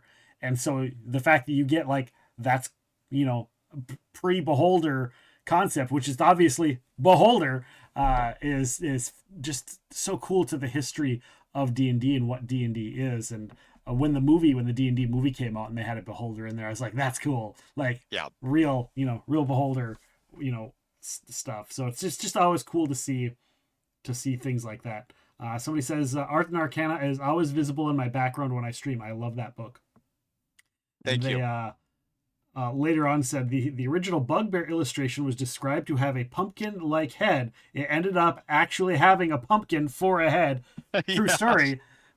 You can confirm this? You can confirm?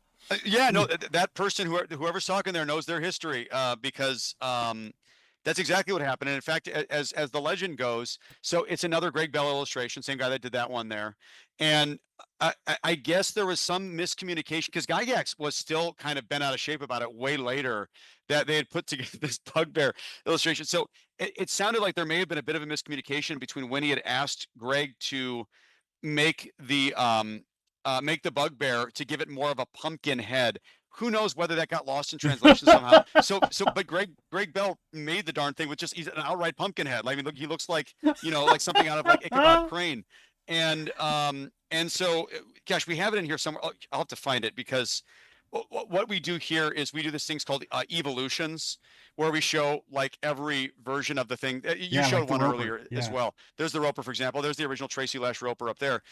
We've got one for the Bugbear, where we show this pumpkin head.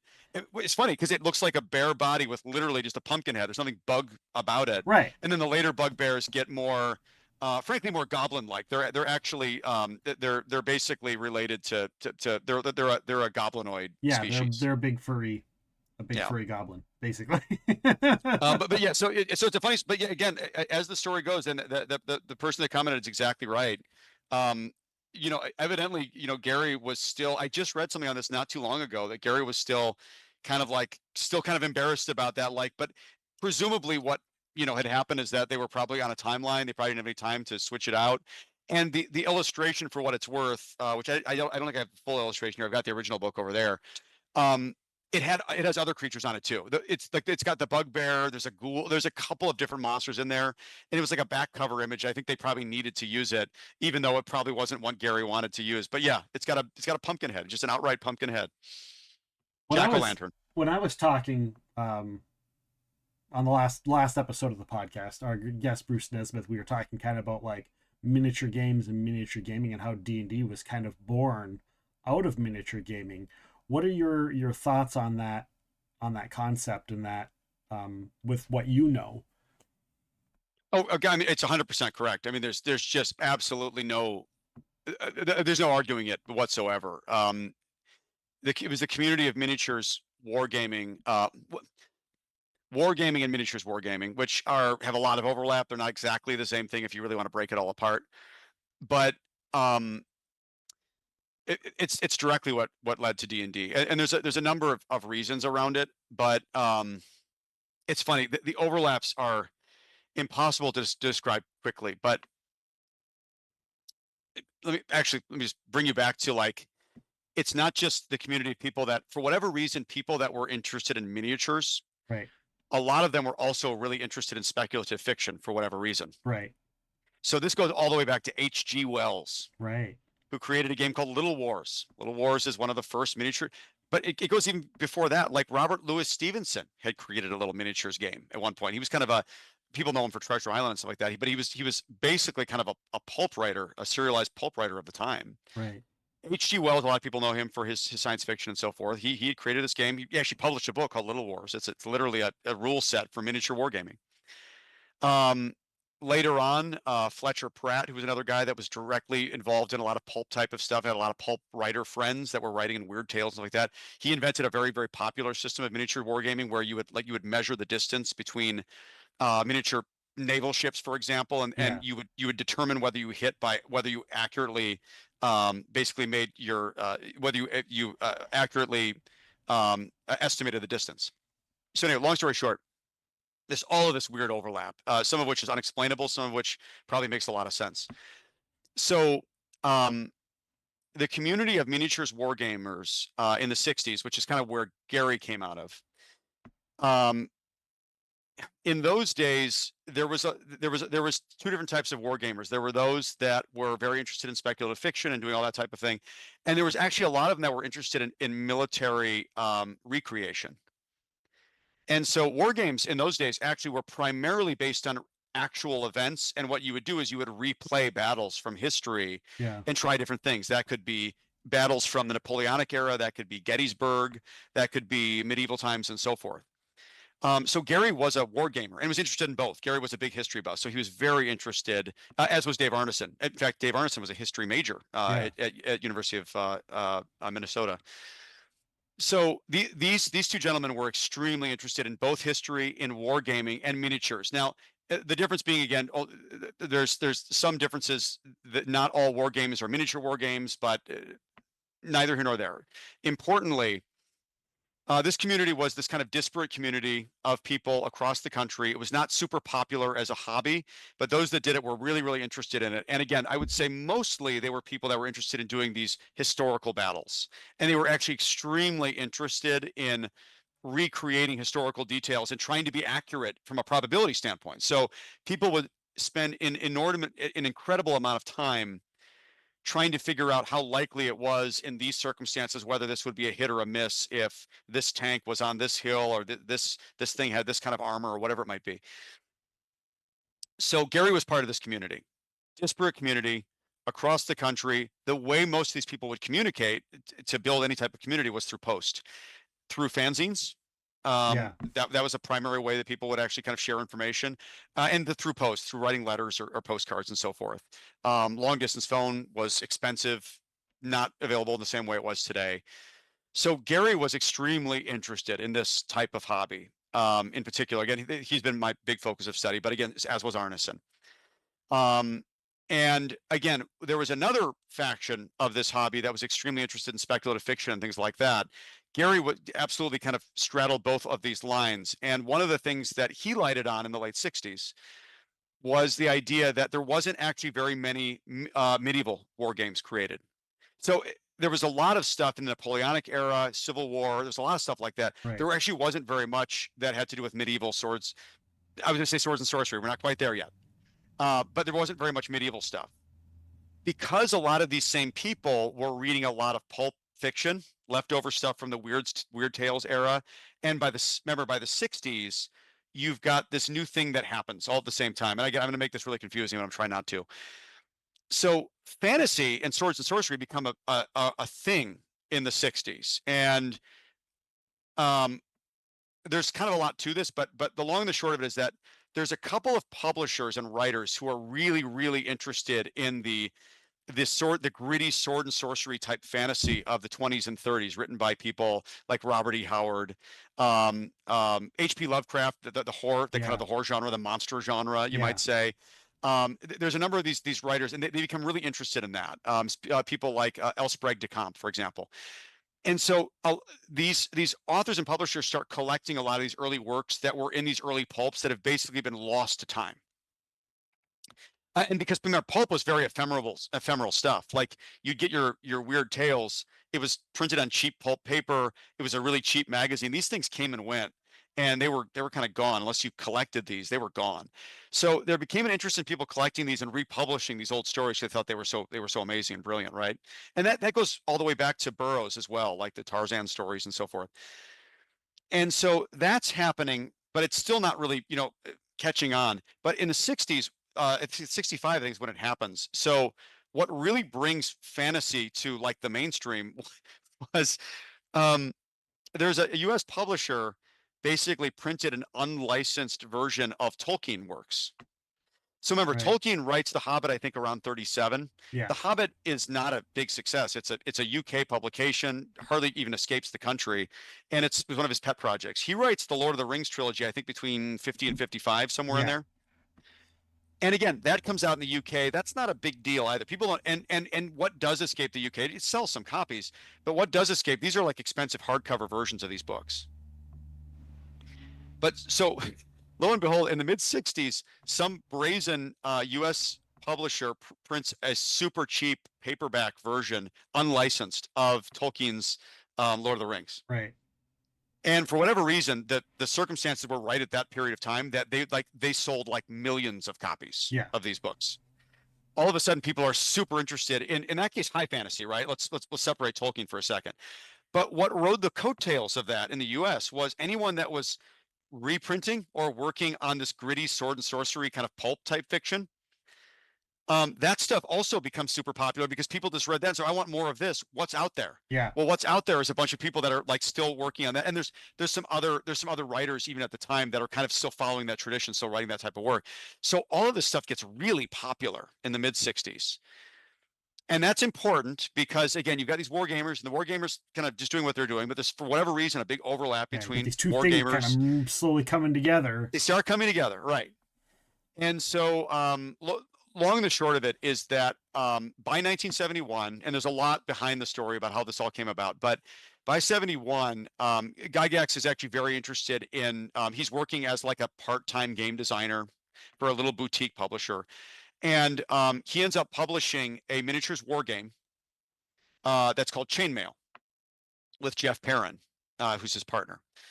And Chainmail is important because it is a miniatures war game that that celebrates the medieval era. There's just not many of those out there. So that was the main thrust of Chainmail, was that it was a medieval, it was a war game set in the medieval period. So it was swords and armor and things like that. Yeah, not sorcery yet. Not sorcery. I keep wanting to say that. I know. It's embedded in our brains. Yeah, and sorry, you can tell that my wires are crossed today. There's so many things of this part of the story, and it's hard to explain quickly. No, but ultimately, I'm doing my best. So ultimately, what becomes really important is that at the end of Chainmail, Gary writes up a piece called the Fantasy Supplement. And the Fantasy Supplement becomes really important because it becomes basically, Chainmail is effectively the first fantasy game or supplemental fantasy game ever published, at least. So what he does at the end of Chainmail is it's about a 56 or 60 page booklet, basically like a digest sized booklet. And the first 40 pages are literally just a war game, explains all the rules of a war game, about how you might reenact a battle from, for example, the Crusades or something like that. Right. But then in the fantasy supplement at the end, the last 15 or so pages, there's this thing that basically says, hey, so because most fantasy that we all know and like, and he's like talking to people that have been reading Tolkien, right? Because by then people had, like, now this was out there. Yeah. They said, but people that are really like a big fan of that stuff, by the way, because all that stuff is so similar to medieval stuff, right? It's swords and armor and things like that. You can actually take these same rules and you can make some adjustments here as outlined herein, and you can make a fantasy medieval war game. So you can basically, you can have Balrogs if you want them, and you can have of Ents and things like that, things that were specifically Tolkien, right? Right. You can have hobbits do things. And so he lays out this set of kind of overlay rules, supplemental rules that basically say you can take the game we just rolled out, but make it a fantasy version of that. And because fantasy is so interlinked with our medieval era, whether it's King Arthur and Merlin or whatever, Right. This is a really easy adjustment. And so that becomes really important, turns out. And that captures the imagination of a lot of people, including Dave Arneson, who Gary knows by now. Now, Gary and Dave met at Gen Con 2 in 1969, and they actually connected over Napoleonics, Fletcher Pratt, like Napoleonic war game rules. And so they already knew each other. They'd actually already collaborated on a game together, again, called Don't Give Up the Ship. And so this comes out, or maybe that comes out right afterwards. Not all that important, other than they knew each other by this point. They were corresponding by post. Long and the short of it is that Arneson is able to use these rules and use a lot of the archetypes that are outlined in the fantasy supplement, and he applies them to this wild new thing they're doing in the Twin Cities, where I believe it's called the MSUSA is the name of the gaming group out there. And this is Arneson's Twin Cities gaming group. And what they're doing is they're doing different types of games. And it's a fellow named Dave Wesley who actually first creates kind of a model for this, where everyone's playing an individual character. You're not playing units that are like multi-entity units. You're playing an individual character with your own set of objectives, and you're kind of declaring actions for, and you're kind of you're using kind of different types of diplomacy within different interactions. You're kind of role playing. Sort of. They didn't use those terms yet, but you were kind of role playing certain elements of it. So this guy, Dave Wesley, who was part of that group, had come up with a concept around this. And the first one was called Brownstein. For anyone who wants to look it up, Brownstein is what it's called. And it really captured the imagination of this group. And they kept doing little variations on Brownstein. And so when it became Dave Arneson's turn, he did one that was called Blackmore. And Blackmore was had all of these different pieces to it, but he now had this rule from Chainmail. He had this set of rules from Chainmail where he could kind of take archetypes, and he had a little bit more mechanics that he could use directly from this book. And he placed Blackmore very cleverly. He confined it to a dungeon beneath the ruins of Castle Blackmore. Yeah. And so the long and the short of this is that this very quickly evolves into something that is recognizable as a role-playing game. Yeah. The idea that everyone's playing an individual character, they're kind of speaking for their characters. There's individual statistics and stats. There's even this notion of hit point of experience points and leveling up. Yeah. Which is a massive innovation in game design. Yeah, because it's you're getting rewarded and you can advance, right? It's not just you're not just doing the same thing. You can do more because you're learning. Yes, and again, it's actually originally all linked into this notion that every level of the dungeon is a harder level down, level 2, level 3. So it's really interesting how this all was born. So the long and the short of it is that when because Gary and Dave are communicating via post, and through they both have their own newsletters. Gary's was called the Domesday Book. Dave's was called Corner of the Table, and so Dave was writing about this campaign he had been playing, this Blackmore campaign, and Gary got wind of it and like, well, this sounds really cool. I got to see this. And so again, as the story goes, and it was in early 1973 that two Daves, Dave McGarry and Dave Arneson, come down from a lot of Daves in the Twin Cities. Is that a Twin City thing? A lot of Daves out there. There's a lot of in that particular sphere, but I mean, I know 4 or 5 for sure. Okay, so a lot of Daves out there, and so Dave Arneson and Dave McGarry, who's by the way famous for the creation of the game Dungeon. If you all know the board game Dungeon, Yeah. he created that. So I've Dave heard it, McGarry and yeah. Dave Arneson drive down from the Twin Cities to come see Gary Gygax in Lake Geneva. And Dave Arneson is there to show Gary and his gaming group this Blackmore concept. He's going to run them through that. And Dave McGarry is there to show Gary this board game he's created called Dungeon. Yeah.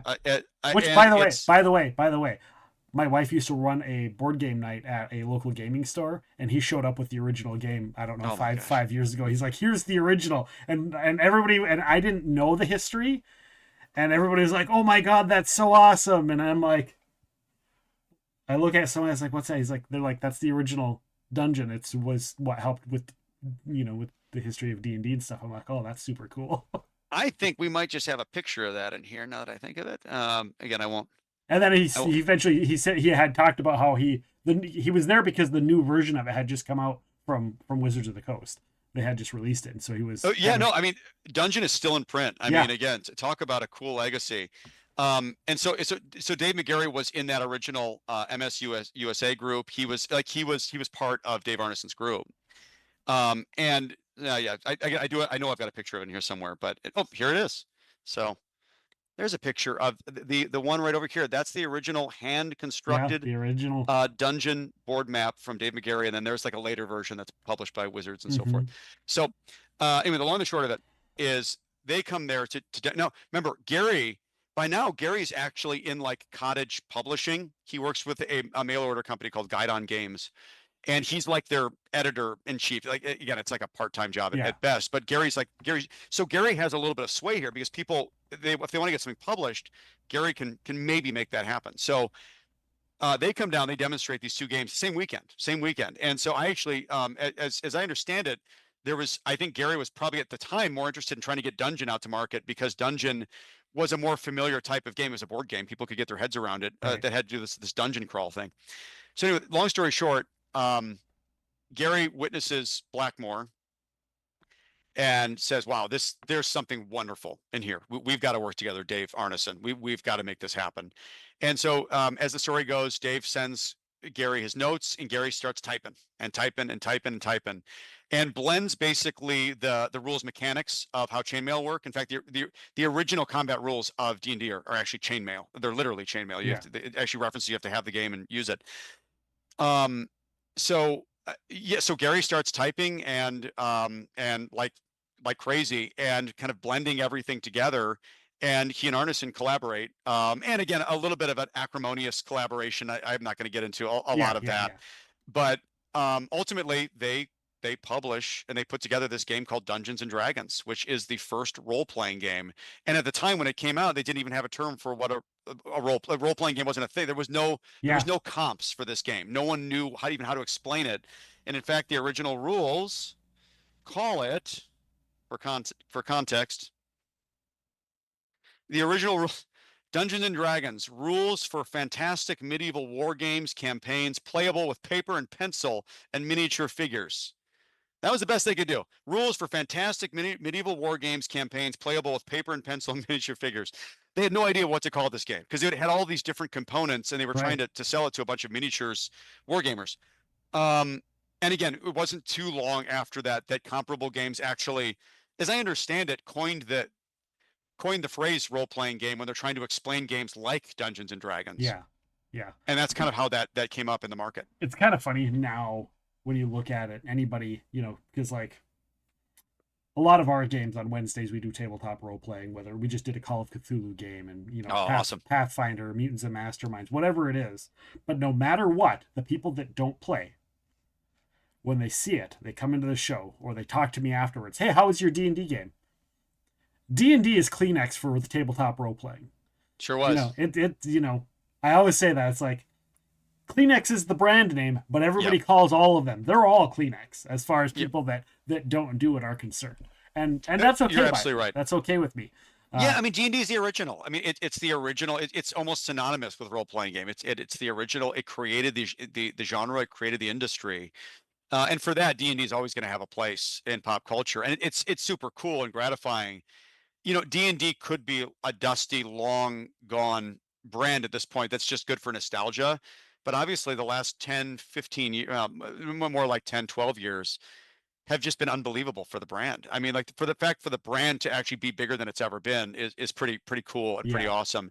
And nostalgia is part of it, but it's not all of it. Stranger Things leans heavily in the nostalgia piece of it, but there's a lot of factors that made We it kind of something really started out special. talking about the pop culture things, but I also want to point out there, because like we talk about the influence of pop culture that D&D has had. And we mentioned Stranger Things. I know somebody in chat mentioned that there was a whole episode on Futurama that Mhm. was on that. No matter what it is, whether it's Critical Role or whatnot. But even if you look back at like the 80s, when you're like, okay, here is the Ultima video game. Ultima doesn't exist without D&D. No way. Skyrim might not exist without D. Well, no, I know for No, a no, fact no way. Skyrim No doesn't way. exist. Yeah, It's none just of the having Elder Bruce Scrolls. Smith. If you look at a lot of MMO RPGs, which stands for role playing game, people, almost any MMO RPG that you see out there probably wouldn't exist if it weren't for D&D. So you look Nick, at the if it video wasn't for games D&D, there would be no Elder Scrolls. It would just be scrolls. yeah, Just scrolls. just scrolls. No, I mean it's true. I mean, no, you're so right. It is so easy to remember. It's so easy to forget, rather, that all of these mega hits that are brand names that everybody knows, Zelda, or Elder Scrolls, or take your pick, Final Fantasy. These all have their roots directly in D&D and role-playing games. And as you say, it's literally part of the genre name, MMORPG. Nobody Right. says MMORPG anymore. They say MMO. Or whether they're MMOs or whether they're computer role-playing games, CRPGs, right? They call them, right? Yeah. Or video game RPGs. So no, it's so easy because again, a lot of these brands are many, many times the size of D&D now. I mean, way bigger. And so it's so easy for like the original, I mean, again, it's in a weird sort of way. You don't feel bad for them; they're doing fine, right? But there's something ironic and wild about the fact that a lot of the conversions. Actually, this is an interesting story. One reason fourth edition was the way it was. So D&D fourth edition. So let me bring you back to 2008 when that came out, or a little bit before that. So third edition came out in 2000. It was a wildly new, creative. It fixed all kinds of bugs. The third edition was an amazing game, very different D&D game. I mean, way more crunchy. It had a lot more options and subclasses, all kinds of different things you could do. It had feats and all kinds of different things.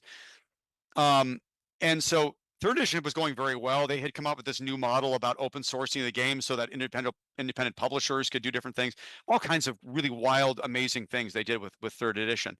Well, just in a few short years, one thing they realized was that their fantasy lunch was being eaten by MMOs. Yeah. So World of Warcraft by like 2006, 2007 was like many, many times the size of and revenue of D&D ever could even imagine. Yeah. And this had happened before too. I mean, again, even going back to the original Baldur's Gate video game, Baldur's Gate video game sold like way more than anything D&D had ever imagined in the old, dusty paper and pencil days. Anyway, so long story short, by the mid 2000s, they had realized, oh my gosh, all of the things we've created have been converted into things that are monumentally more profitable and awesome. Not awesome, but more profitable from a business perspective than anything we could ever do. And I think they got kind of jealous about that. And one reason, it makes a lot of sense. Like they created a lot of this stuff, and now, yeah. So anyway, you get the idea. So whether it's Might and Magic or Elder Scrolls or Ultima or whatever. Yeah. And so when they came up with the idea of fourth edition, it had a lot to do with the grass being greener and having envy of MMOs. Yeah. And World of Warcraft specifically. And the reason the game functions the way it does, if you ever played fourth edition, we always said we used to always say if we want to play fourth edition, we'll go play World of Warcraft. That's what we used to say.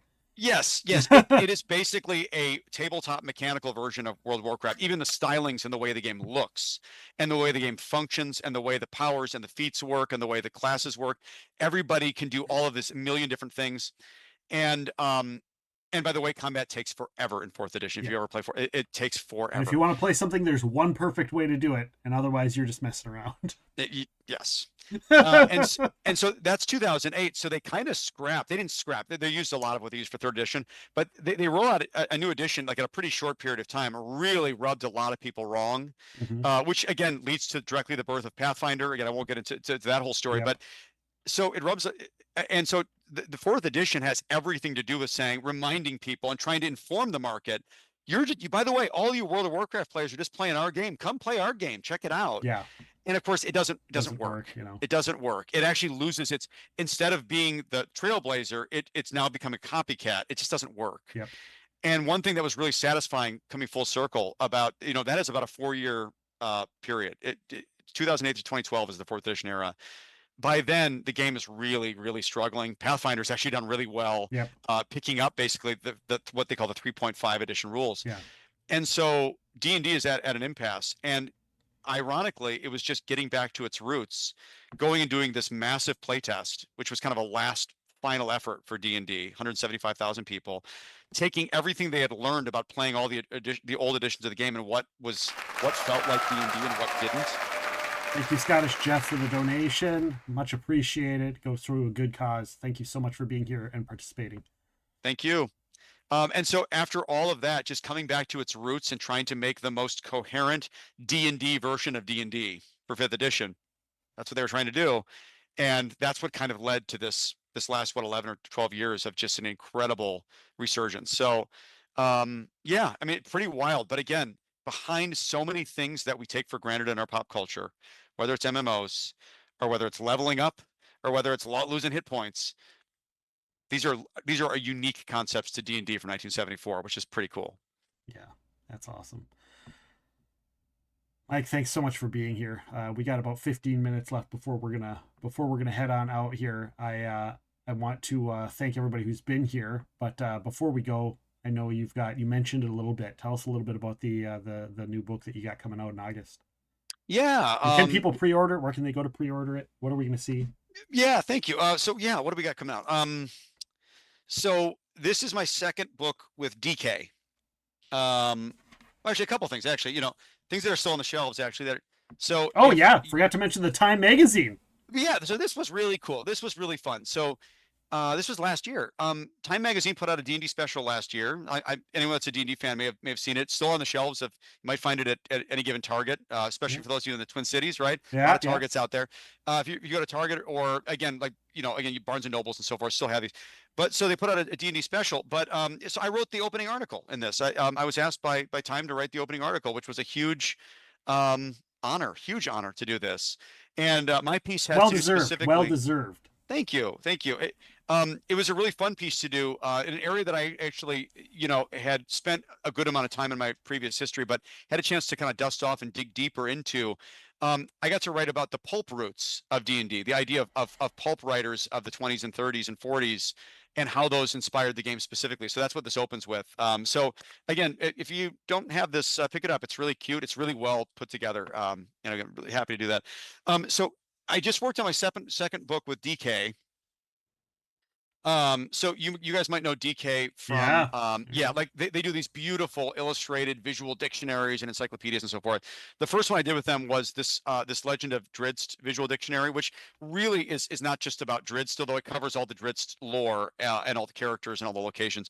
This is kind of like a Forgotten Realms visual dictionary is kind of what it is. Yeah. Well, because Drizzt is a Forgotten Realms character, but we cover the realms. He's kind of one of the two main big hitters in the Forgotten Realms. And there's a link to that Time magazine. Thank you, Radimonima, for posting that for us. Oh, thank you. So again, we cover all kinds of cool things. Icing Death right there. That's the dragon from the first book. And it was just I have to say, DK does such beautiful books. I mean, just like this thing. Like it's huge, this book. I mean, like the illustrations are unbelievable. And I like how they take the little parts apart, right? Like here's Drizzt, but here's the one sword and here's the other sword, and it's separate. Whereas in a lot of D&D, you get it, here's a picture and from the novels what the things are. But here they really break up the parts and the pieces, and here's the gear, and and that's why people love these, right? The annotation, little annotations everywhere. So this book was just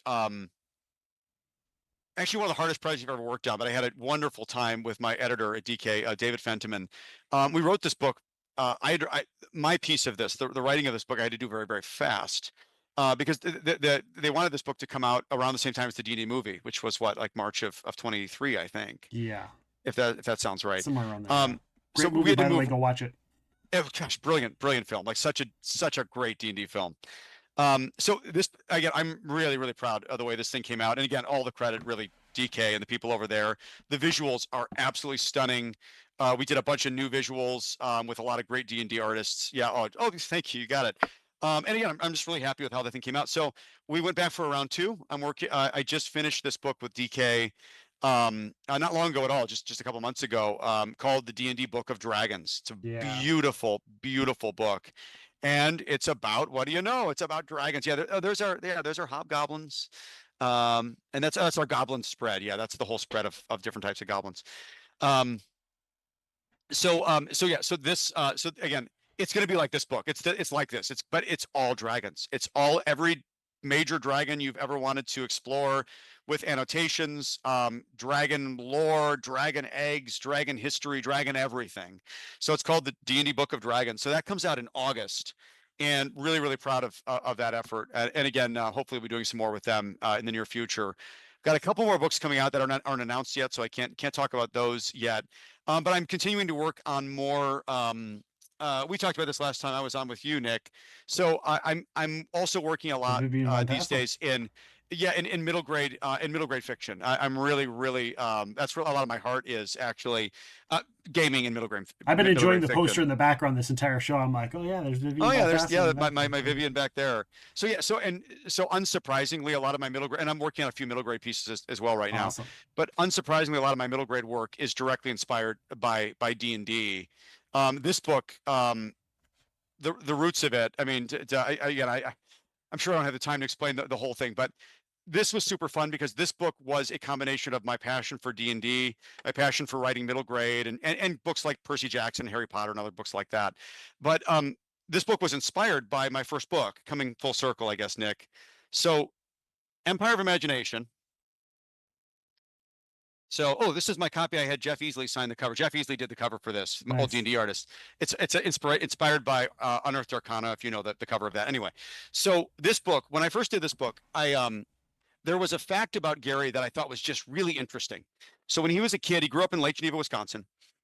And when he was a kid, there was an old abandoned sanitarium on the hill of Lake Geneva. As you go into Lake Geneva, you drive into kind of a bowl. There's this big hill. They call it Catholic Hill because there's a Catholic church on one side. And there was an old abandoned sanitarium that was in Lake Geneva in the 50s when he was growing up.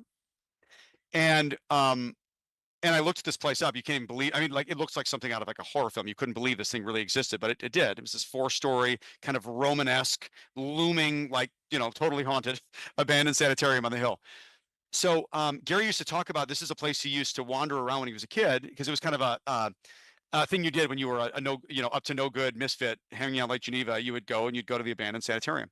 And he said this was very inspiring to him, for dungeon delves and things like that.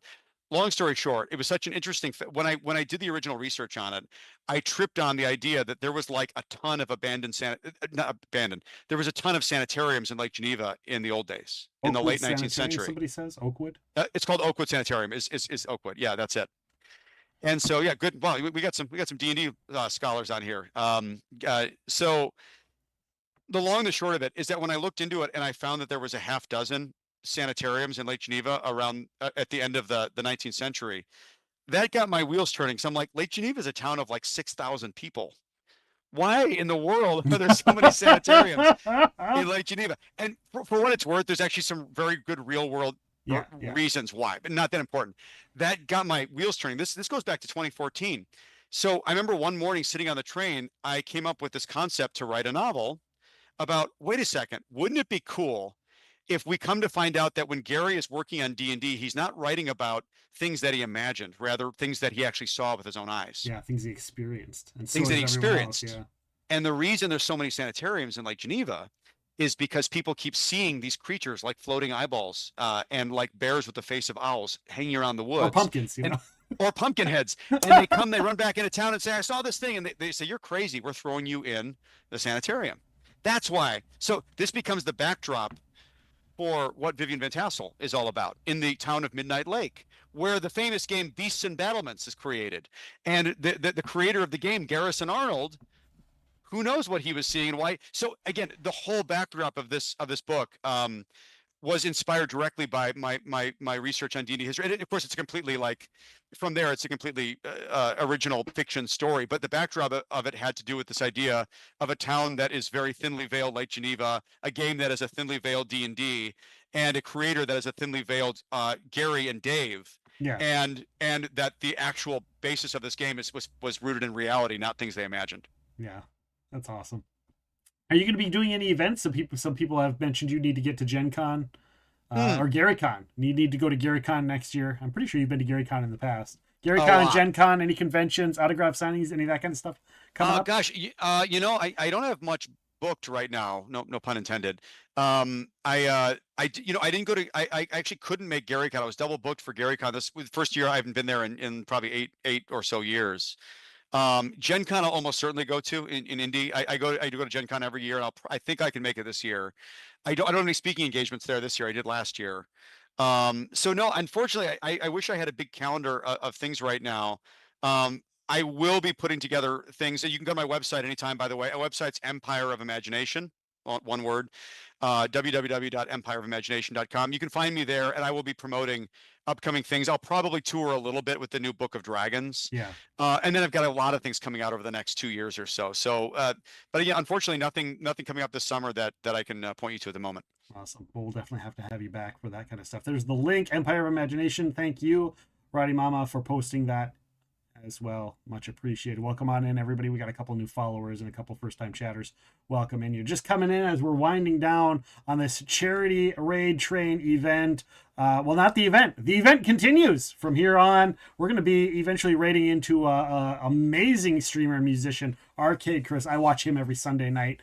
He does live songs, and you can go and request songs, and he plays guitar and sings them, and he's freaking amazing. I love the stuff he does. So we'll continue that here in a few minutes, but I want to let you guys know, if you enjoyed what you saw here today, go and click that donate button. It means a lot to us. It helps a great charity. If you enjoyed the chat between me and Michael, you can go and check out the podcast episode we did about a year and a half ago. It's Epic Realms Podcast. I will do this. That's our upcoming episodes as well. We've got all kinds of cool people. We just had Bruce Nesmith, the lead designer of Skyrim and one of the original TSR guys. Trevor Bettis is a writer. Kelly Fitzpatrick, Paul Vecchiet, Nathan Crowder, who does a superhero thing. Haley Spencer, Mike Selinker. Mike Selinker is the first episode of this podcast was Mike Selinker, who's one of the most renowned board game designers in the world. He's going to be joining us for our 100th episode. Lenora Woods is going to be joining us. We've got a special date, August 8th. We're going to have Jeff Grubb on. So we're going to be doing that. That's going to be a Friday, actually. So that's kind of a unique date for our podcast. Jeff is the absolute best. If you all don't know Jeff, again, Forgotten Realms ain't the Forgotten Realms the way we know it without Jeff Grubb. Among a lot of other things, Jeff has worked on everything. Yeah, Jeff, I'm looking for. He's been on my list for a very long time, but our podcasts are always Mondays, and he's busy Mondays. So when I found out that I had a date where I couldn't do a Monday and I had to do an episode on a different day, he was the first person I caught back up with and was like, "Hey, we're doing this. I told you the next one I had, I would contact you," and he's like, "I'm in." So very, very much looking forward to it. Of course, in the past, we just talked about the Drist. We've had R.A. Salvatore on the podcast. Amazing guy. The artist of R.A. Salvatore, Jeff Lockwood. We were talking about him. We didn't even mention him today in all the art talks. I don't think we mentioned Jeff Lockwood. He's been on the podcast. Of course, the voice of Drist in the audiobook narrations. Victor Bavine is his name. Actor Victor Bavine. He's also been in a lot of Star Wars or Star Trek movies and stuff. He's been on here. So, D&D, Pathfinder, tabletop role-playing. That's just the tip of the iceberg for the podcast. So go and feel free to check that out. You chatted with him at GaryCon. Mr. Grubb is a wonderful man. I look forward to chatting with him. It's going to be a lot of good fun. Let me see here. Anybody else say anything? Did I miss any questions? Did I miss any conversations? Anything real quick? I think we got most of them. So Yeah, and Nick, I'm sorry I can't see that. I've got you on Zoom, so I can't see this great chat going through there. I bet I've got a lot of friends in the room. I actually sense that those questions are so specific. I'm like, oh my God, these people know their D&D. I've probably talked to a lot of these people before. So thanks for all the engagement. Great questions. I can tell you've got some real D&D geeks and history geeks in the room. yeah, a lot of stuff. And we're in the D&D channel today instead of the podcast channel because I was like, you know what, we're gonna pull in the D&D people. We're gonna bring those people in because let's be honest, the D&D people, the tabletop role playing people, and when it comes to charity, they are some of the best people to talk to when it comes to charity because mental health is huge in the tabletop role playing world. Like Sure that is like we've talked about a lot of it. A lot of people have mentioned that D&D is therapy for people, and just it's always positive vibes in a D&D place because I've always said D&D is the place where all the geeks and the outcasts got together to be cool, and now they're the cool people. And so, we're the people that, like, when we were outcasts, like, come in, you can come join us, be welcoming. That's what D&D is based off of, is a group of outcasts welcoming people in as a family and helping out. So amazing. Huge family. Gary Kahn. Yeah, Gary Kahn raised $92,000 for the Wisconsin Children's Hospital. They had a huge year. Their charity auction was enormous this year. Gary Kahn does incredible work. Maybe my favorite convention, run by Luke Gygax, of course, Gary's son. And of course, it takes place in like Geneva, one of the ground zero places for D&D. So I can't recommend Gary Con high enough. If you haven't been to Gary Con, very different experience than a Gen Con, which is a wonderful convention, but a much bigger, Gen Con's much more like San Diego Comic-Con. Yeah, it's Gary huge. Con, much smaller, more intimate thing with a lot of the original creators and so forth hanging around. So just a different experience. Everybody, but to me, Gary Con, and I haven't been, but knowing all the people in the industry that are there, Gary Con is the one that everybody goes to. Like, if you're in the gaming D&D world, you go to Gary Con. You're gonna go there and you're gonna see people that are celebrities will show up and be like, no, this is my personal time. Like, I'm not here to be a celebrity. And most of the people there, they respect that. They're like, Big Show, professional wrestlers, like Big Show's playing D&D over there. Yeah, we're just gonna let him play D&D. With Vince Vaughn and Tom Morello and Joe Vince Vaughn. Yeah, exactly. And the thing is the fans and audience and the gamers that are there, they know they're celebrities, and they want to get a picture, but they don't. They're just like, we're just going to let you guys do your thing because you want a game just like we want a game. So it's a very authentic game experience there, with a lot of very authentic people. And that's true of the entire community. I think in general, I think you said it yourself. It's a wonderfully supportive community. Generally speaking. It is a place, you call it akin to therapy a little bit. And, I will say that there's certainly a bond that's created. There's an inclusiveness. There is a lot of speech pathologists, I understand, will use D&D to help people try on different parts of their personality, to learn more about themselves, become comfortable. And I think there's just a lot of magic in that. And I think it was really important to so many people, including myself. As you said it yourself, like, if you were struggling, or even if you're not socially, D&D is a really wonderful place to be. Thank you guys all for being here tonight. As I said, this show may be done, but the adventure continues as it ends. Our new podcast ending ends that way. The adventure continues. So we will move on. We're going to continue this raid train, the special charity event. We're going to raid on over to our friend Arcade Chris. He's been going for a little while. If you like music, stick around, enjoy the music, enjoy the vibes, and come and join us. I know, let's see here. Let me get this in here. There we go. The raid has started. If you guys want to copy and paste that special raid train emote thing for the children. For the children, you want to copy and paste that. Doesn't matter if you're a sub or not. Everybody can copy and paste and bring that over and show your support to Arcade Chris. Please stay for the raid. Please stick around for the rest of the charity. A lot of people creating content just for you. Donate. Donations will be open for the rest of the month. If you're here and you come back here and you hang out with us here on the channel down the road, I will have that link available all month long. You can donate later if you can't afford to now and you want to do it later. You certainly can, of course. If you can't tell months later, go and check out the AIM website and do what you can to help there, or just spread word. If you can spread word of this Raid Train charity event, if you can spread word about the funding or just mental health in general, spread those words. Thank you guys so much. For Michael, I am Nick. Take care and good night, everyone.